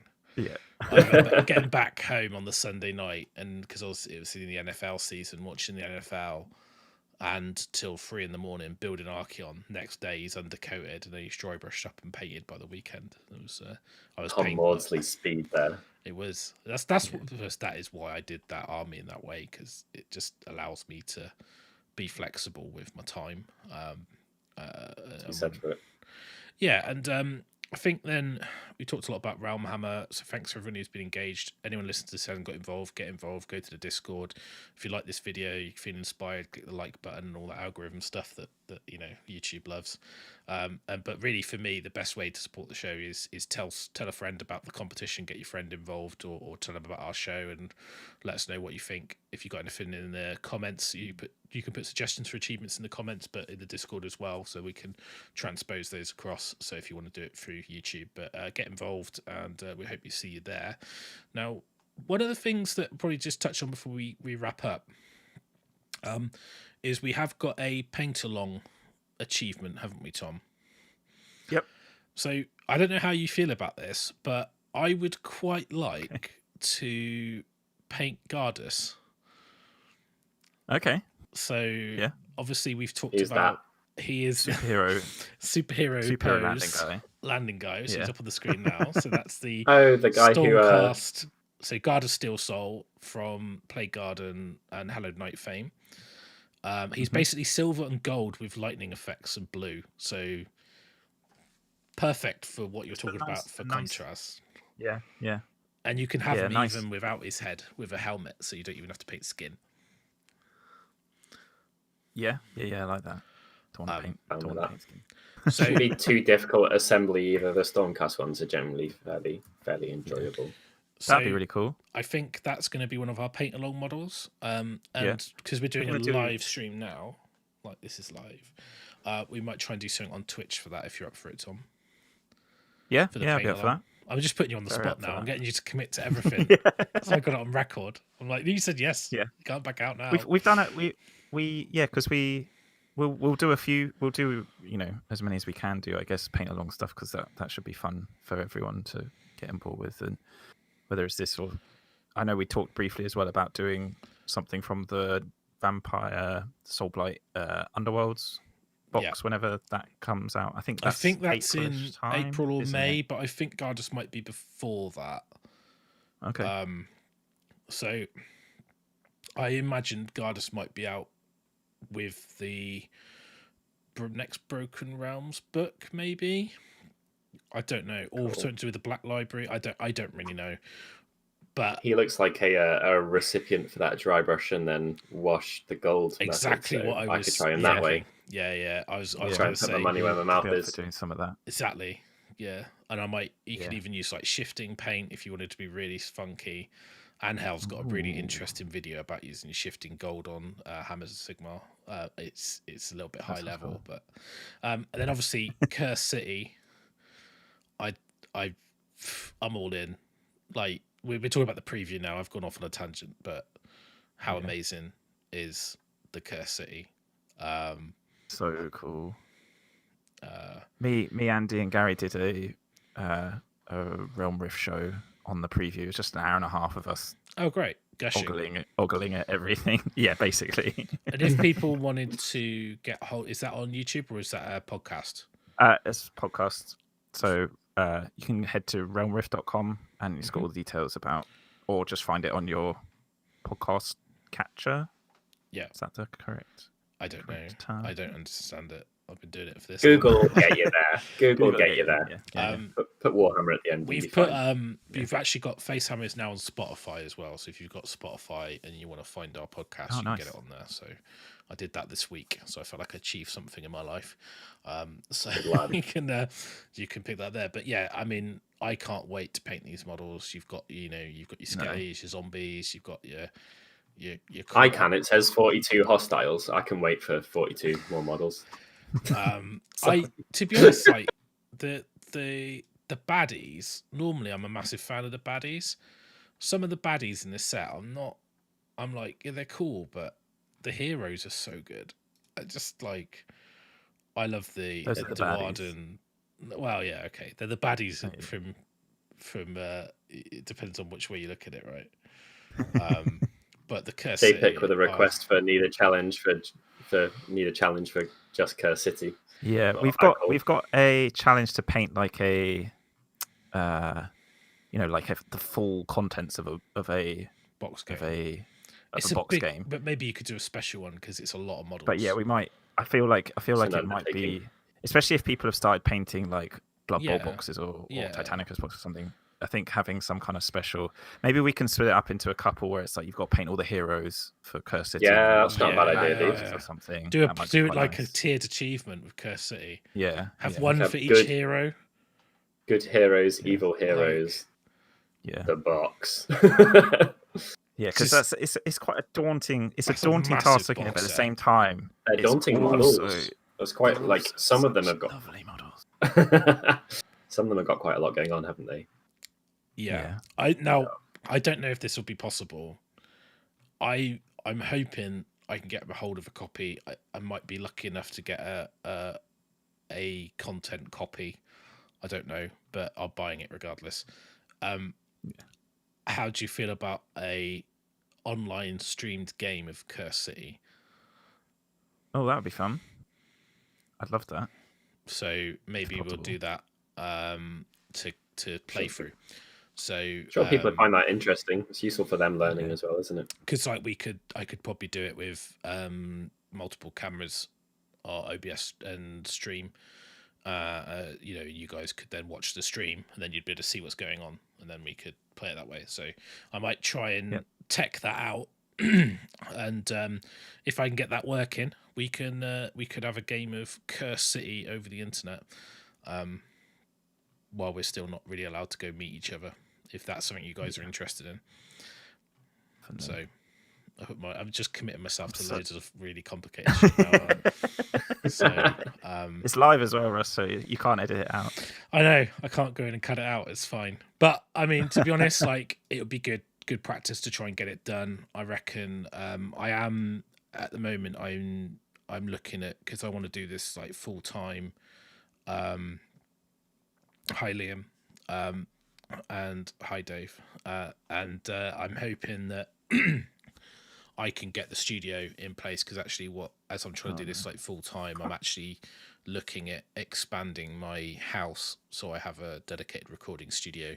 And although I'm in like a hobby room now, this is actually will be a bedroom, because I want my missus to move in with me. So basically we're looking at doing some life changes. So hopefully I can get that in place, but I don't know if it won't be in place by then, but it should be quite interesting if I could set up a table in here and have a camera pointing at it. And then, which I think would be possible. I don't think it'd be too difficult. I think so. So, because it's a board game, it's probably a little bit easier to do it. And if you guys got a copy, snappy as well. And if you've got a copy as well, you could almost have your character deck or whatever. You need cards and stuff with you, so you don't need like to see those. You can just see the board, and then you've got the. We'll work it out. I think we'll do it. So we'll give that a shot, and then probably stream that on Twitch for people who are interested in a Curse City play along on a weekend or something, if that's okay. Tom's like, I can't because of my baby, but she can come. Byron's like, I can't because I'm busy, but so I think that'd be cool. But I'd just say like, thanks for coming on, Tom. It's been great to have you. No worries. It's been fun. Thank you for having me. No, it's any time. We'll do another one of these in a couple of months to go through small entries and talk about everything. And can I extend things for 5 minutes? Yeah, you can extend as much as you want, man. I was just going to say to Tom, what you've been working on. I want to know if you got anything cool on your desk, and for you to tell us and the peeps about it. I've been cutting up some arms on my Mega Gargant to kind of repose quite the nicely, arms actually. slightly. Because I want to basically, so for my Kraken Eater, I want to turn his cannon. That's for Liam in the chat. How much this is going. I want to turn it into a big like spear, basically. Okay, that'd be amazing. So I wanted to repose the arm size. So what are you going to make the spear out of in terms of the? So I've got multiple big gargants, so I can use the cannons from the spare cannon from the other thing. I've also got a bunch of like ogre cannons from the Belcher. Yeah, the Belcher things, and those kind of just kind of raiding all my bits boxes and stuff, which is it feels like such a perfect army to do that for. And I've got so many bits. It's spot on, isn't it? And I've got a big idea, which is for the next one, where like in ye olde times, people would like wear like a wolf like pelt on their head with like the head over there.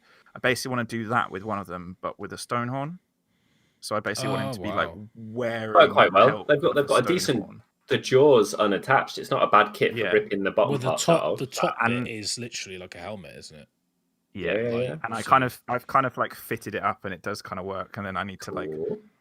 When you sent me a message the other day, Byron, about doing the hair on something, you were doing the hair on your thing, and I was kind of like, I'm kind of looking at how, that kind of thing with the hair from the stone horn, basically. So we'll see how that goes for the next one. Like that's gonna be my like pain breaker, I think, and I'm gonna have it holding like a much longer chain, so it'll like span the chain of the pain breakery thing between both arms and stuff.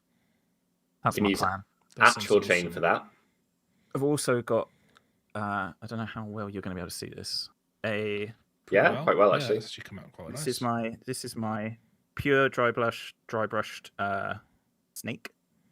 4 daughters. I been through several ideas of schemes and stuff, and I just wanted something that I could do quite quickly, and this was done quite nicely, and it didn't take too long. This was what we were talking about with then contrast this with the like glossy armor and glossy kind of weapons and stuff, which I'm sort of keen to get. I've got loads of half-started projects. I'm gonna. What else have I got? I got some. So for the kill team challenge, I've got some gene stealers that I've got on some of the Eldar yeah.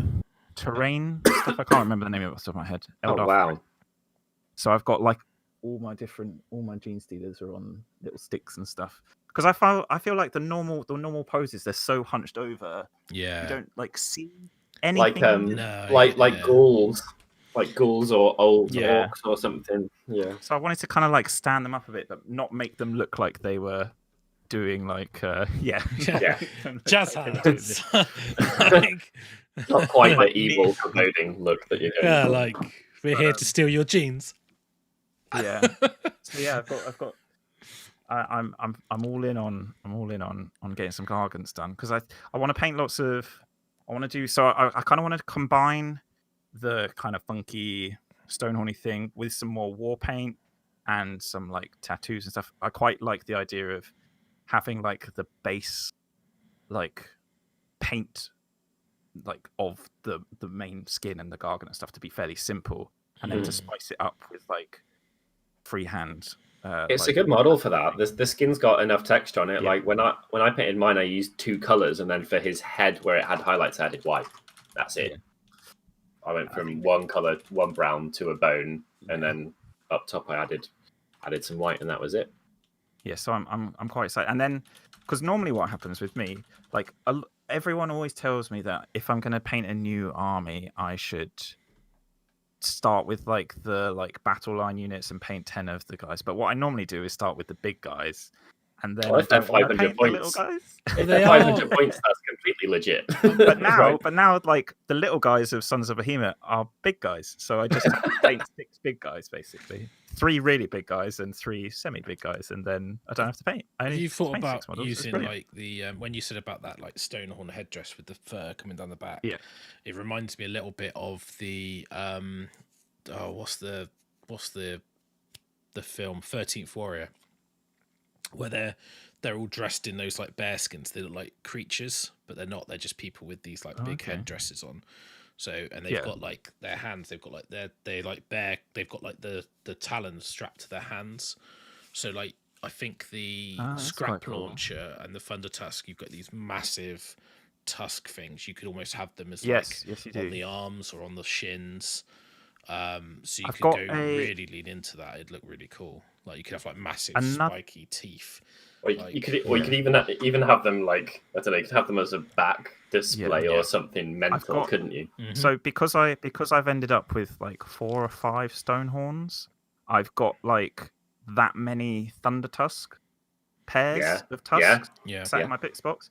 So the other thing I thought of was like they actually fit like, if you imagine like a Thunder Tusk like goes over their shoulders, kind of like that. And then I thought they could almost be like maybe like around their ribs or something. So a bit like the in Game of Thrones there was like the Lord of Bones guy had like a external skeleton kind of thing. Yeah. So I kind of thought I might try and do something a little bit like that.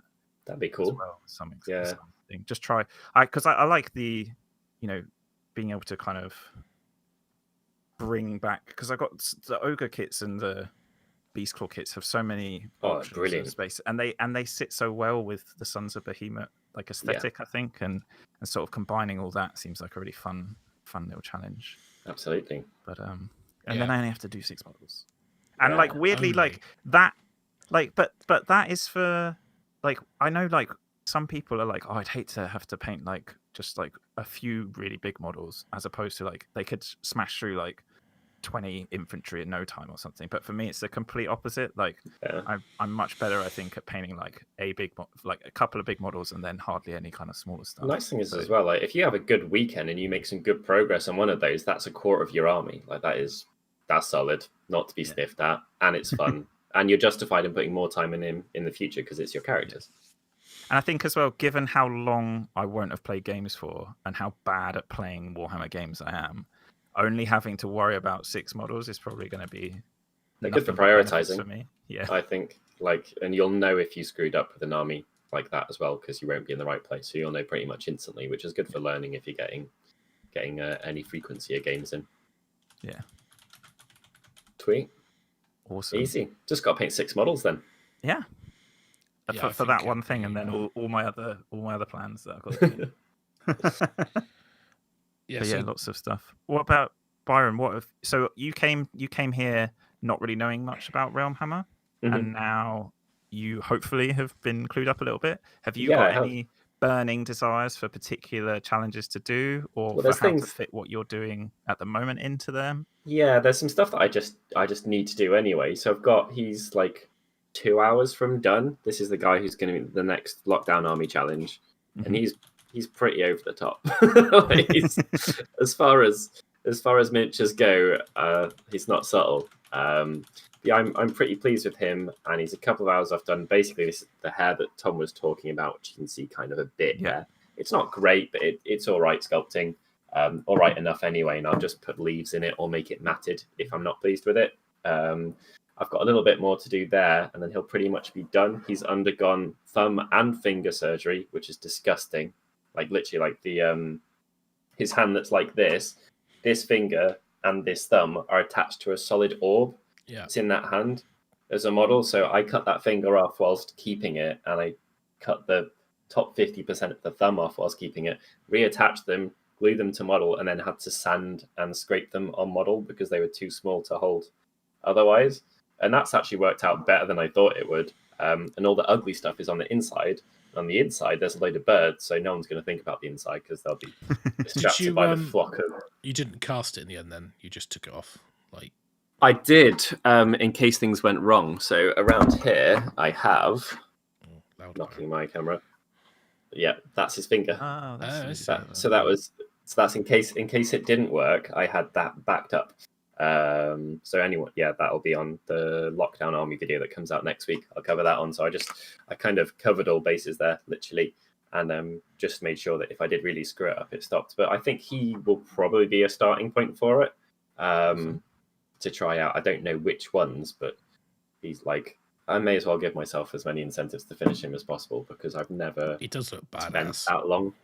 Thank you. Yeah. I've never spent that long building a model. I'm particularly pleased with his blade. Like I am going to use that in the future. That was just like 2 hours of absolute fun where you can't really go wrong either. I made a stencil which I still got in my desk.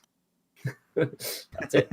And drew around that, and he just went fine. So yeah, that's something I'll do for it. And then if have a good read through of all the challenges, and if there are particular ones which fit towards somewhere that I'm going to go with the video, I get to use that as well, I guess. Yeah, that's awesome. Yeah, I do really like that. It'd be good to see you paint that, and hopefully be able to see it on a table at some point. I think I've got to work out what he's going to be on the table. I really would like to have an excuse for it. I think he could be a Lord of Change. He could be, yeah. It's a bit weird. Easy. Well, not really. I mean, it's a demon, right? You can do what you want. Yeah. I think chaos. Yeah, exactly. I think I was like looking at events, and I know that see Liam popped into the chat and talked about like Mancurian Carnage. I think it's in July, but I'm not signed up to that. It's way too soon. And I know that like Blackout is looking like it's going to go ahead in August, and I'm on the waiting list for that. So that might be my first event this year. I imagine that Facehammer will be my first event, but I won't be able to play, which would be annoying. But cool as well. But I think I'm going to try and I think I really got inspired with Sinesh recently. I think like doing our show, doing the deep dive, doing the research, and they're just really interesting. And even before we came on air, we were talking about summoning strats, weren't we, Byron? Because you've been sat in the sun, which I think maybe I didn't really understand all of it. I'll confess, I kind of nodded along a little bit, but it's a bit like that. It's a bit like that thing where Warhammer that's just way above me. It's like that guide. He's got the whiteboard, isn't he? And he's got all the strings, and he's like, this is what it means, and how do you summon? And, this doesn't mean I'm clever. That means that's how messy my head is. Yeah, and we were discussing like keeper in the list, keeper not in the list. How many archers do you need? Like, when are you realistically going to get to summon, and what you're going to summon, and how do you protect your heroes? Yeah, it's just really interesting. So I think we've got some wicked content there. Especially if you're actually doing the army, Russ, I think we're going to be able to get some outstanding, like, absolute nerd level. Like, I just need to get some games in. I need to get some games in because I need to put some of the theory into practice because I've been like fearing out those lists on the other show, and then talking about head knights and some of the options of the units, looking at Slaves to Darkness. I mean, one of the good things is I'm going to get to paint like some of my Slaves to Darkness models, because I'm going to do them as Slaanesh versions, because I've got like 3 start collecting sets, so it doesn't bother me. Oh, nice. I only need to do a unit of 15 warriors at least. So there's a lot to do. Is there, if this is a not quick question, then apologies. Is Archaon a viable Slaanesh option, Russ? I haven't even looked, but I think so. Like, I mean, if he's viable on his own, then yes, basically, I'd imagine. That gives me 800 points of a Slaanesh army.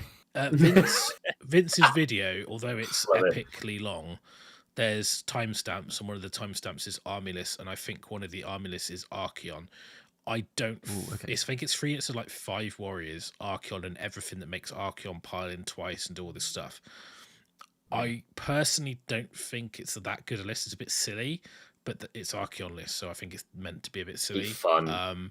That'd be a brilliant chill event army, wouldn't it? You'd just have stories for days. I think there's a thing you can do, because Gluteus' command ability, you heal if you kill a model. And obviously Archaon's got the instant kill ability. So what you can do is put the command ability on Archaon, spike a model off, and heal him back to full wounds. So I think there's some talk about that. And you're at a -1 bubble from Gluteus. So I think it's like Gluteus, a Keeper of Secrets, Archaon, a Chaos Lord. Done. And like, so you get to do like Archaon goes in, he gets to fight, he then gets to fight twice because of the Chaos Lord, but then he can fight again when you activate from the Keeper, and you can use the command ability to heal him.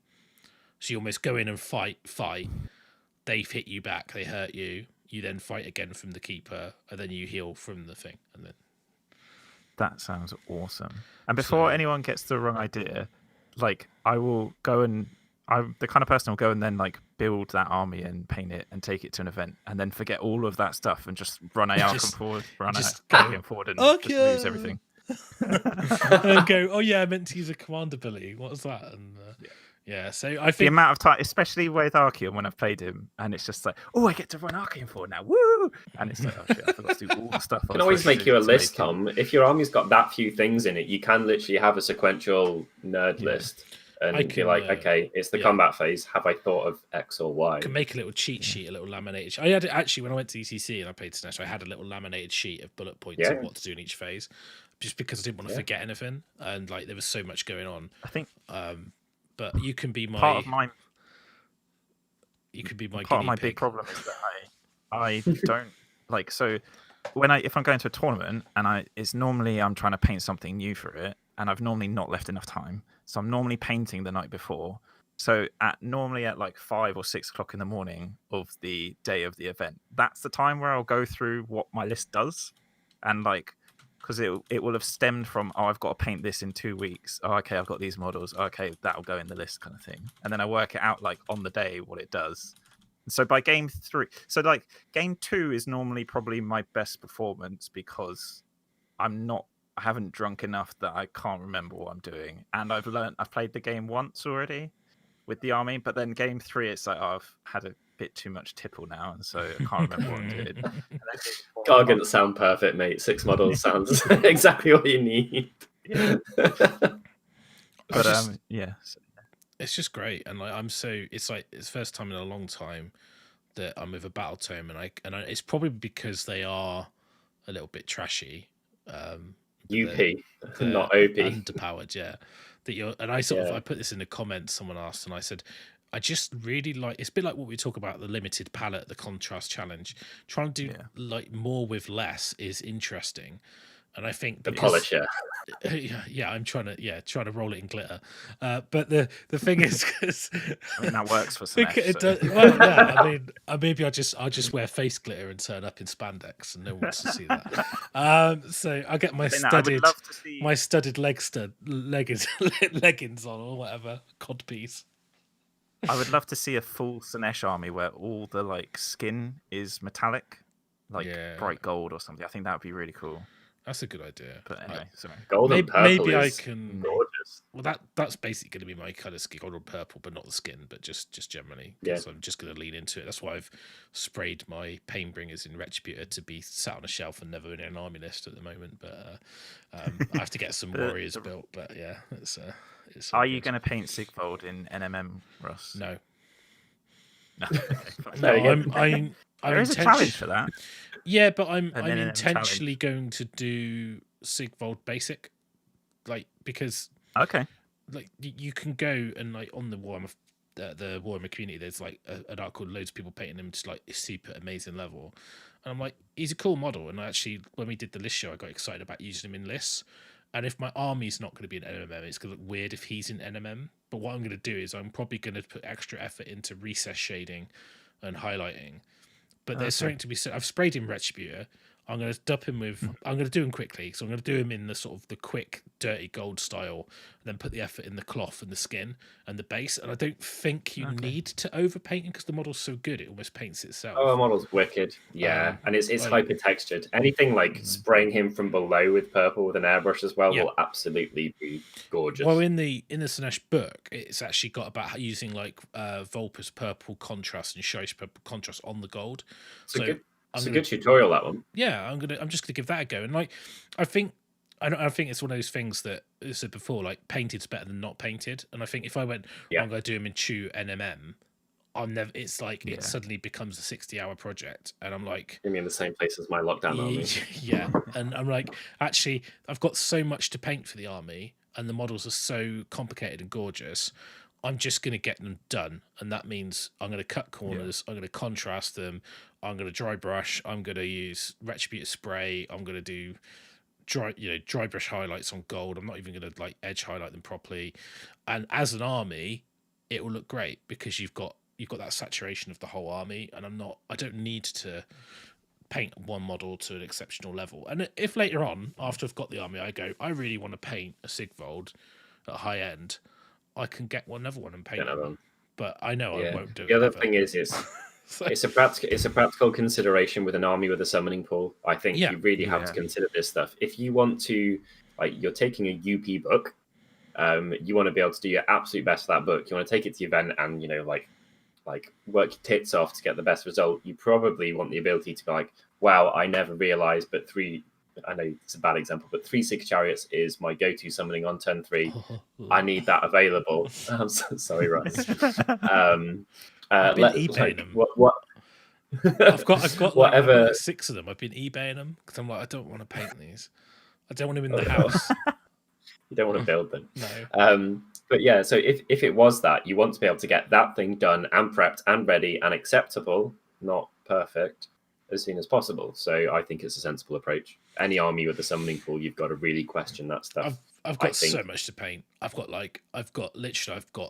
10 Slick Blades, 10 Blissbarb Seekers. I've got 3 units of Blissbarb Archers. I've got 10 Twin Souls, 10 Myrmidons, Gluteus, Lord of Pain, 2 Shard Speakers, Sigvold.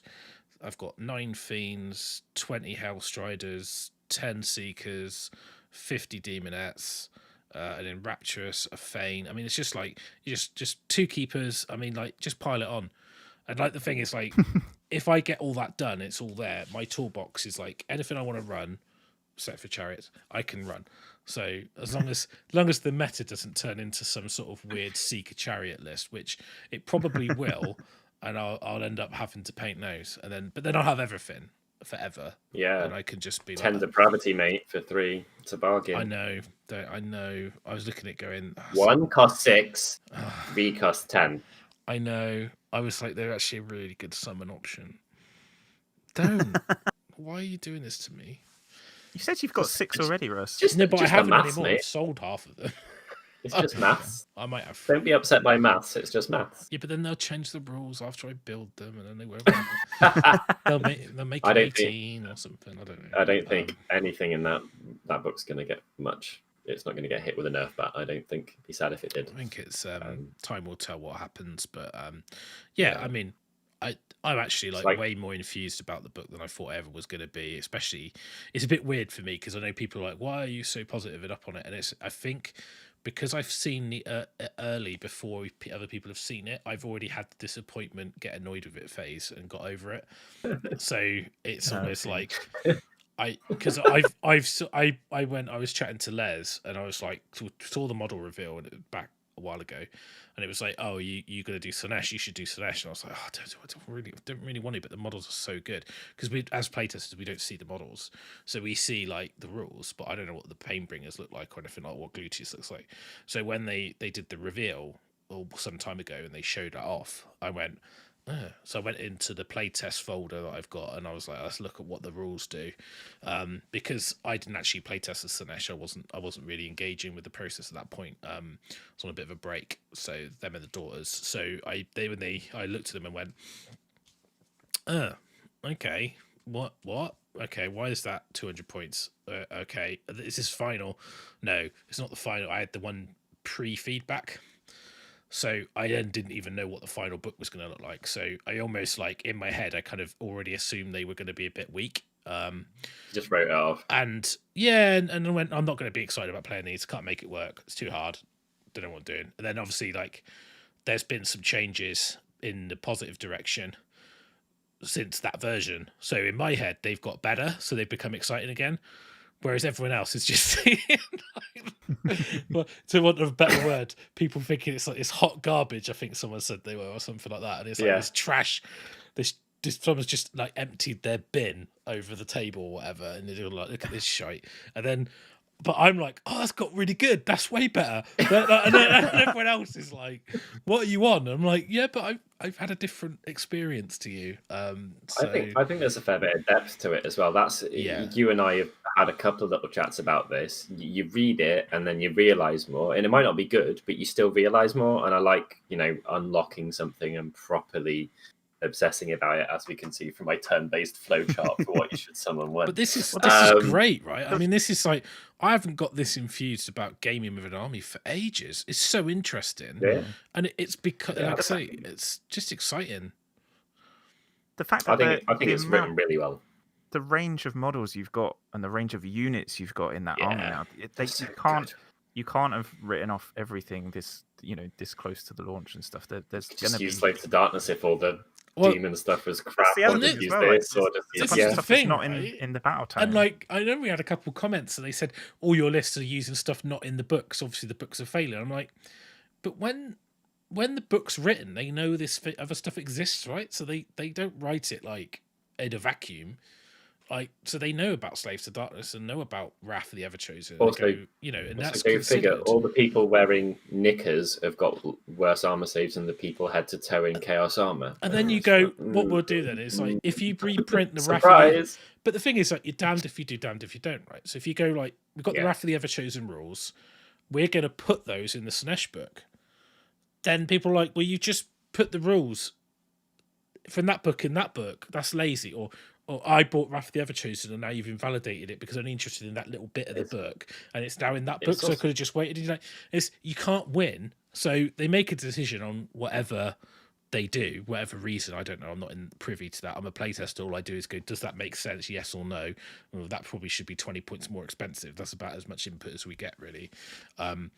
So we're not writing the rules or anything. So people think we've got some sort of like, we're sort of responsible for something, but everyone cares. And I think it's really interesting because that whole design process and stuff coming out, and people are saying like, oh, well, you obviously the book's rubbish because you're looking at Slaves to Darkness units, and you're looking at that's fine because that's chaos, right? Chaos is bitty, right? It's going to be bitty by nature.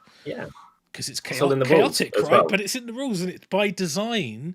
Slaves feel that almost Stormcast ally rule, but with slaves, they're kind of like the Stormcast of Order. And I'm like, well, that's completely fine. And like all the fairly cities reliable, whatever you want. Not too fast, armored, resilient, martial peeps. In the fact that you find them in other Chaos armies because they're the Everchosen, they're Archaon's boys.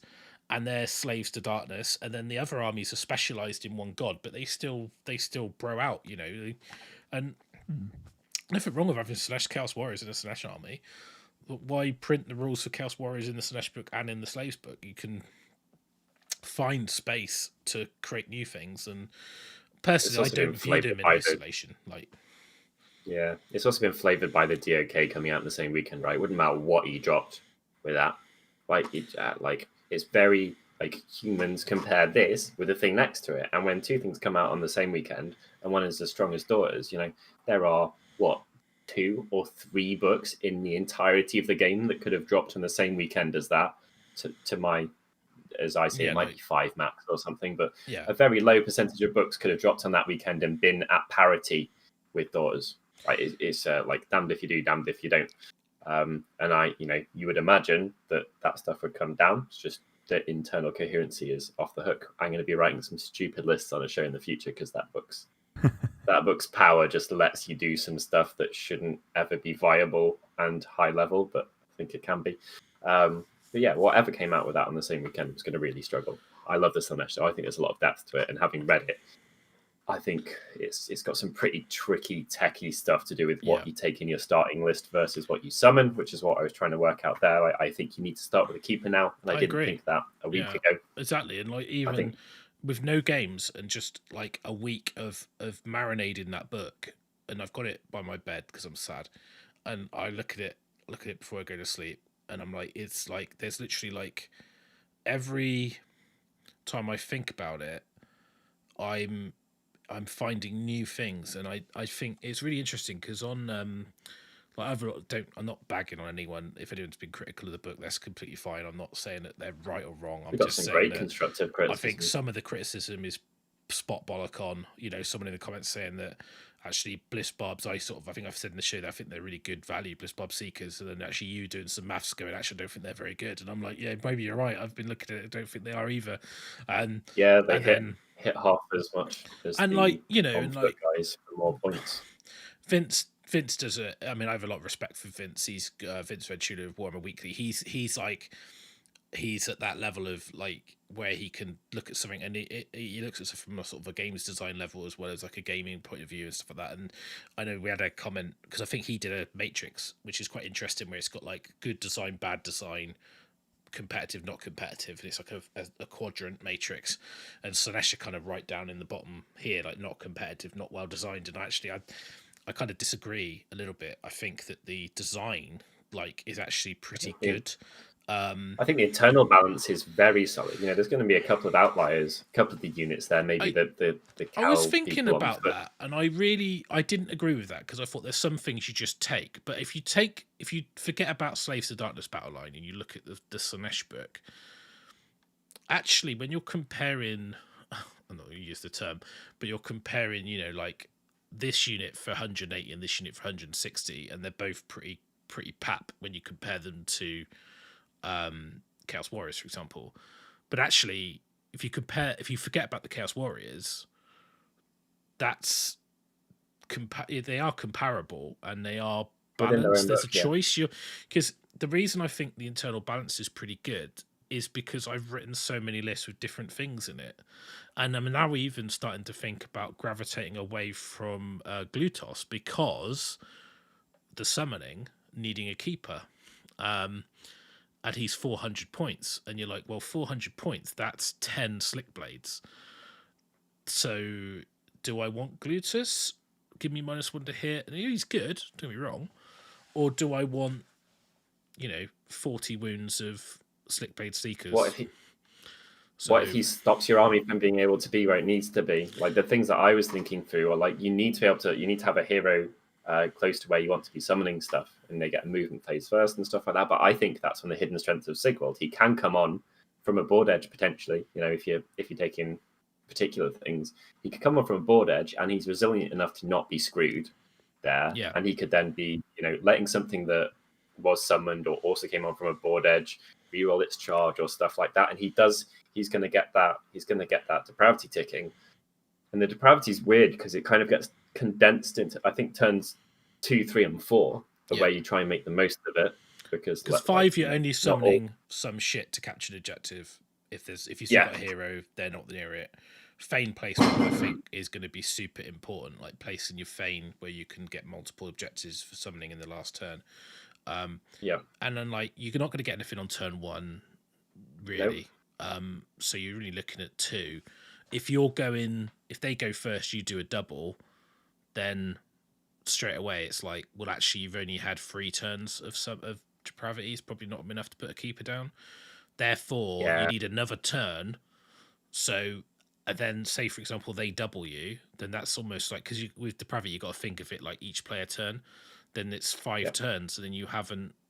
You then go into your turn 3, and you could put a keeper down in the movement phase, but he's not doing a lot in turn 3 unless you make a 9-inch charge. You've got no bonuses. You might be able to make him reroll. What if they killed the hero that you needed to summon from as well, or something like that? It's just too. Then you're like, I've got all these points and I can't use them because I tried to bank them. And then your keeper is so integral if you want to rely on that command ability, particularly if you're running Slipblade Seekers, which I know a lot of people are talking about in Seeker Cavalcade. So like for me, it's like the book is just interesting on so many levels. And as I think if you're an experienced player and as well, I think it's even more exciting. Like for me, it's exciting. I like the balance of what you can access. I like the nuances in the book. I like the pile-in shenanigans you can do. I like the tricks you can do. It feels very, very disruptive and very tricksy, but also it doesn't have a raw, it's not like half guard. I've got a big block of half guard. They do a thing. They're really, really good. And all I do is blob up the table. You're like, everything's a bit crap, but I've got to use it really well in these circumstances with these buffs to win the games. But I can pretty much adapt to anything on the table. But it's like you're not like got this raw thing of I just take this, don't care what you've got. You're almost like you have to be aware, and it's just super interesting. Even the whole like die slowly. So I know you were talking about Blissbarb Archers, and I was thinking about Blissbarb Seekers, but what the Blissbarb Seekers have, they've got double the amount of wounds, they've got the longer range, and for depravity generation, they're going to be better because of them taking damage. Yep. So you're like, and because the less models, Battle Shock's not as much of a thing. So yeah, it's just super interesting. But I think I could talk about a Slanesh book for 6 hours and not get bored. I think the books that I found this much depth from have been trying to get the most out of the Orruk Warclans book, and then also Cities of Sigmar. These are the books that I have at first glance thought like, oh dear, this is a rabbit hole to this degree, and I'm still trying to work stuff out. I've referenced it a couple of times, but I've completely reevaluated my thoughts 3 times on the book, and that's 2 before reading it, and then once in the last 2 hours ago when I was reading through for a couple of hours. I've completely shifted my expectations from it entirely, and I imagine that will happen 2 or 3 more times before I think I know what's going on. Yeah, and I think go on. Sorry, I was just gonna say I got suckered in when I found out Glutus had a bigger base. That's all I really needed. That's all you need is like just simple though. So. Gonna Glutus, yeah. It's like that, like a visor. Oh, the other thing is, Russ, if we're thinking about having really sick games, then if I do take some weird beast hybrid whatever with this converted army in 2056 when it's finished, we'll have some sick games. We could descend into like a narrative hole. Like an end. We could have like non-OP summoning, really techie decisions. No one's got mass resilience, probably. That could actually be a properly interesting couple of games, though, I think. But I know we're rabbiting on about the Slanesh book, and I'm sorry, Tom. I know you're probably like, oh my god, it's late. But for me, like the important thing when people say it's poorly designed, I'm like, it's not though. Because if it was poorly designed, it would be like, you do this, move on. And actually, there's so much to it. And even I think someone said in the comments, like, oh, there's just no synergy in the book. And I'm like, what are you on? Like, too much. Like, even then, I'm even changing my opinion on the contorted epitome. And purely for overwhelming acquiescence. So, like, I'm like, 210 points. It's far too much. Why would you pay that for that model? And you're like, oh, you get reroll cast. So if you want the really good spells that are actually quite hard to get off. But also, you get overwhelming acquiescence, which is reroll 1s to hit at debuff on enemy units. But that's from shooting as well. So you're And then you're like, oh, maybe I need the mirrors, because if I run the mirrors, and this is going back to the old ETC list I run, I've got Subvert, I've got Stupefy, I've got the mirrors, I've got Overwhelming Acquiescence, I've got all these spells that I want to put through the mirror and out. And I'm like, actually, the more I look at the book, the more lists I come up with. And then with the Wrath book overlaying it and the Slaves overlaying it, it's just so many options, and who knows what's the reroll runs option that you looked at on one of your lists. I'm not sure if I could write a list without that in there now. You know, I keep looking at that as a framework for things. So yeah, I love it. We'll definitely touch on it more, and there will be some absolute proper content for people who want to know how to play with it, or also how to play against it, because I think there's some things that people probably haven't considered whatsoever. We haven't really touched on Archaon. Like, I haven't even looked at Archaon. I haven't thought about it. Homework for you. I got one upstairs. You got one or more than one? No, I got two. Yes. I have a spare Archaon. Billy Why? balls. I got double Archaon list. Oh, you can't do that, but it's fine. So yeah, I mean that's all good. So I was going to say, like, Tom, if you wanted to like do a Slanesh Archaon list and get some coaching and stuff, you can always like hit me up. Because that'd be cool. As people know that I talked to them about the 100th show, it's the Facehammer Academy is something I'm going to be launching, which will be the kind of the competitive play coaching, list design, when tournaments sort of ramping back up. I know in some places they're already in swing.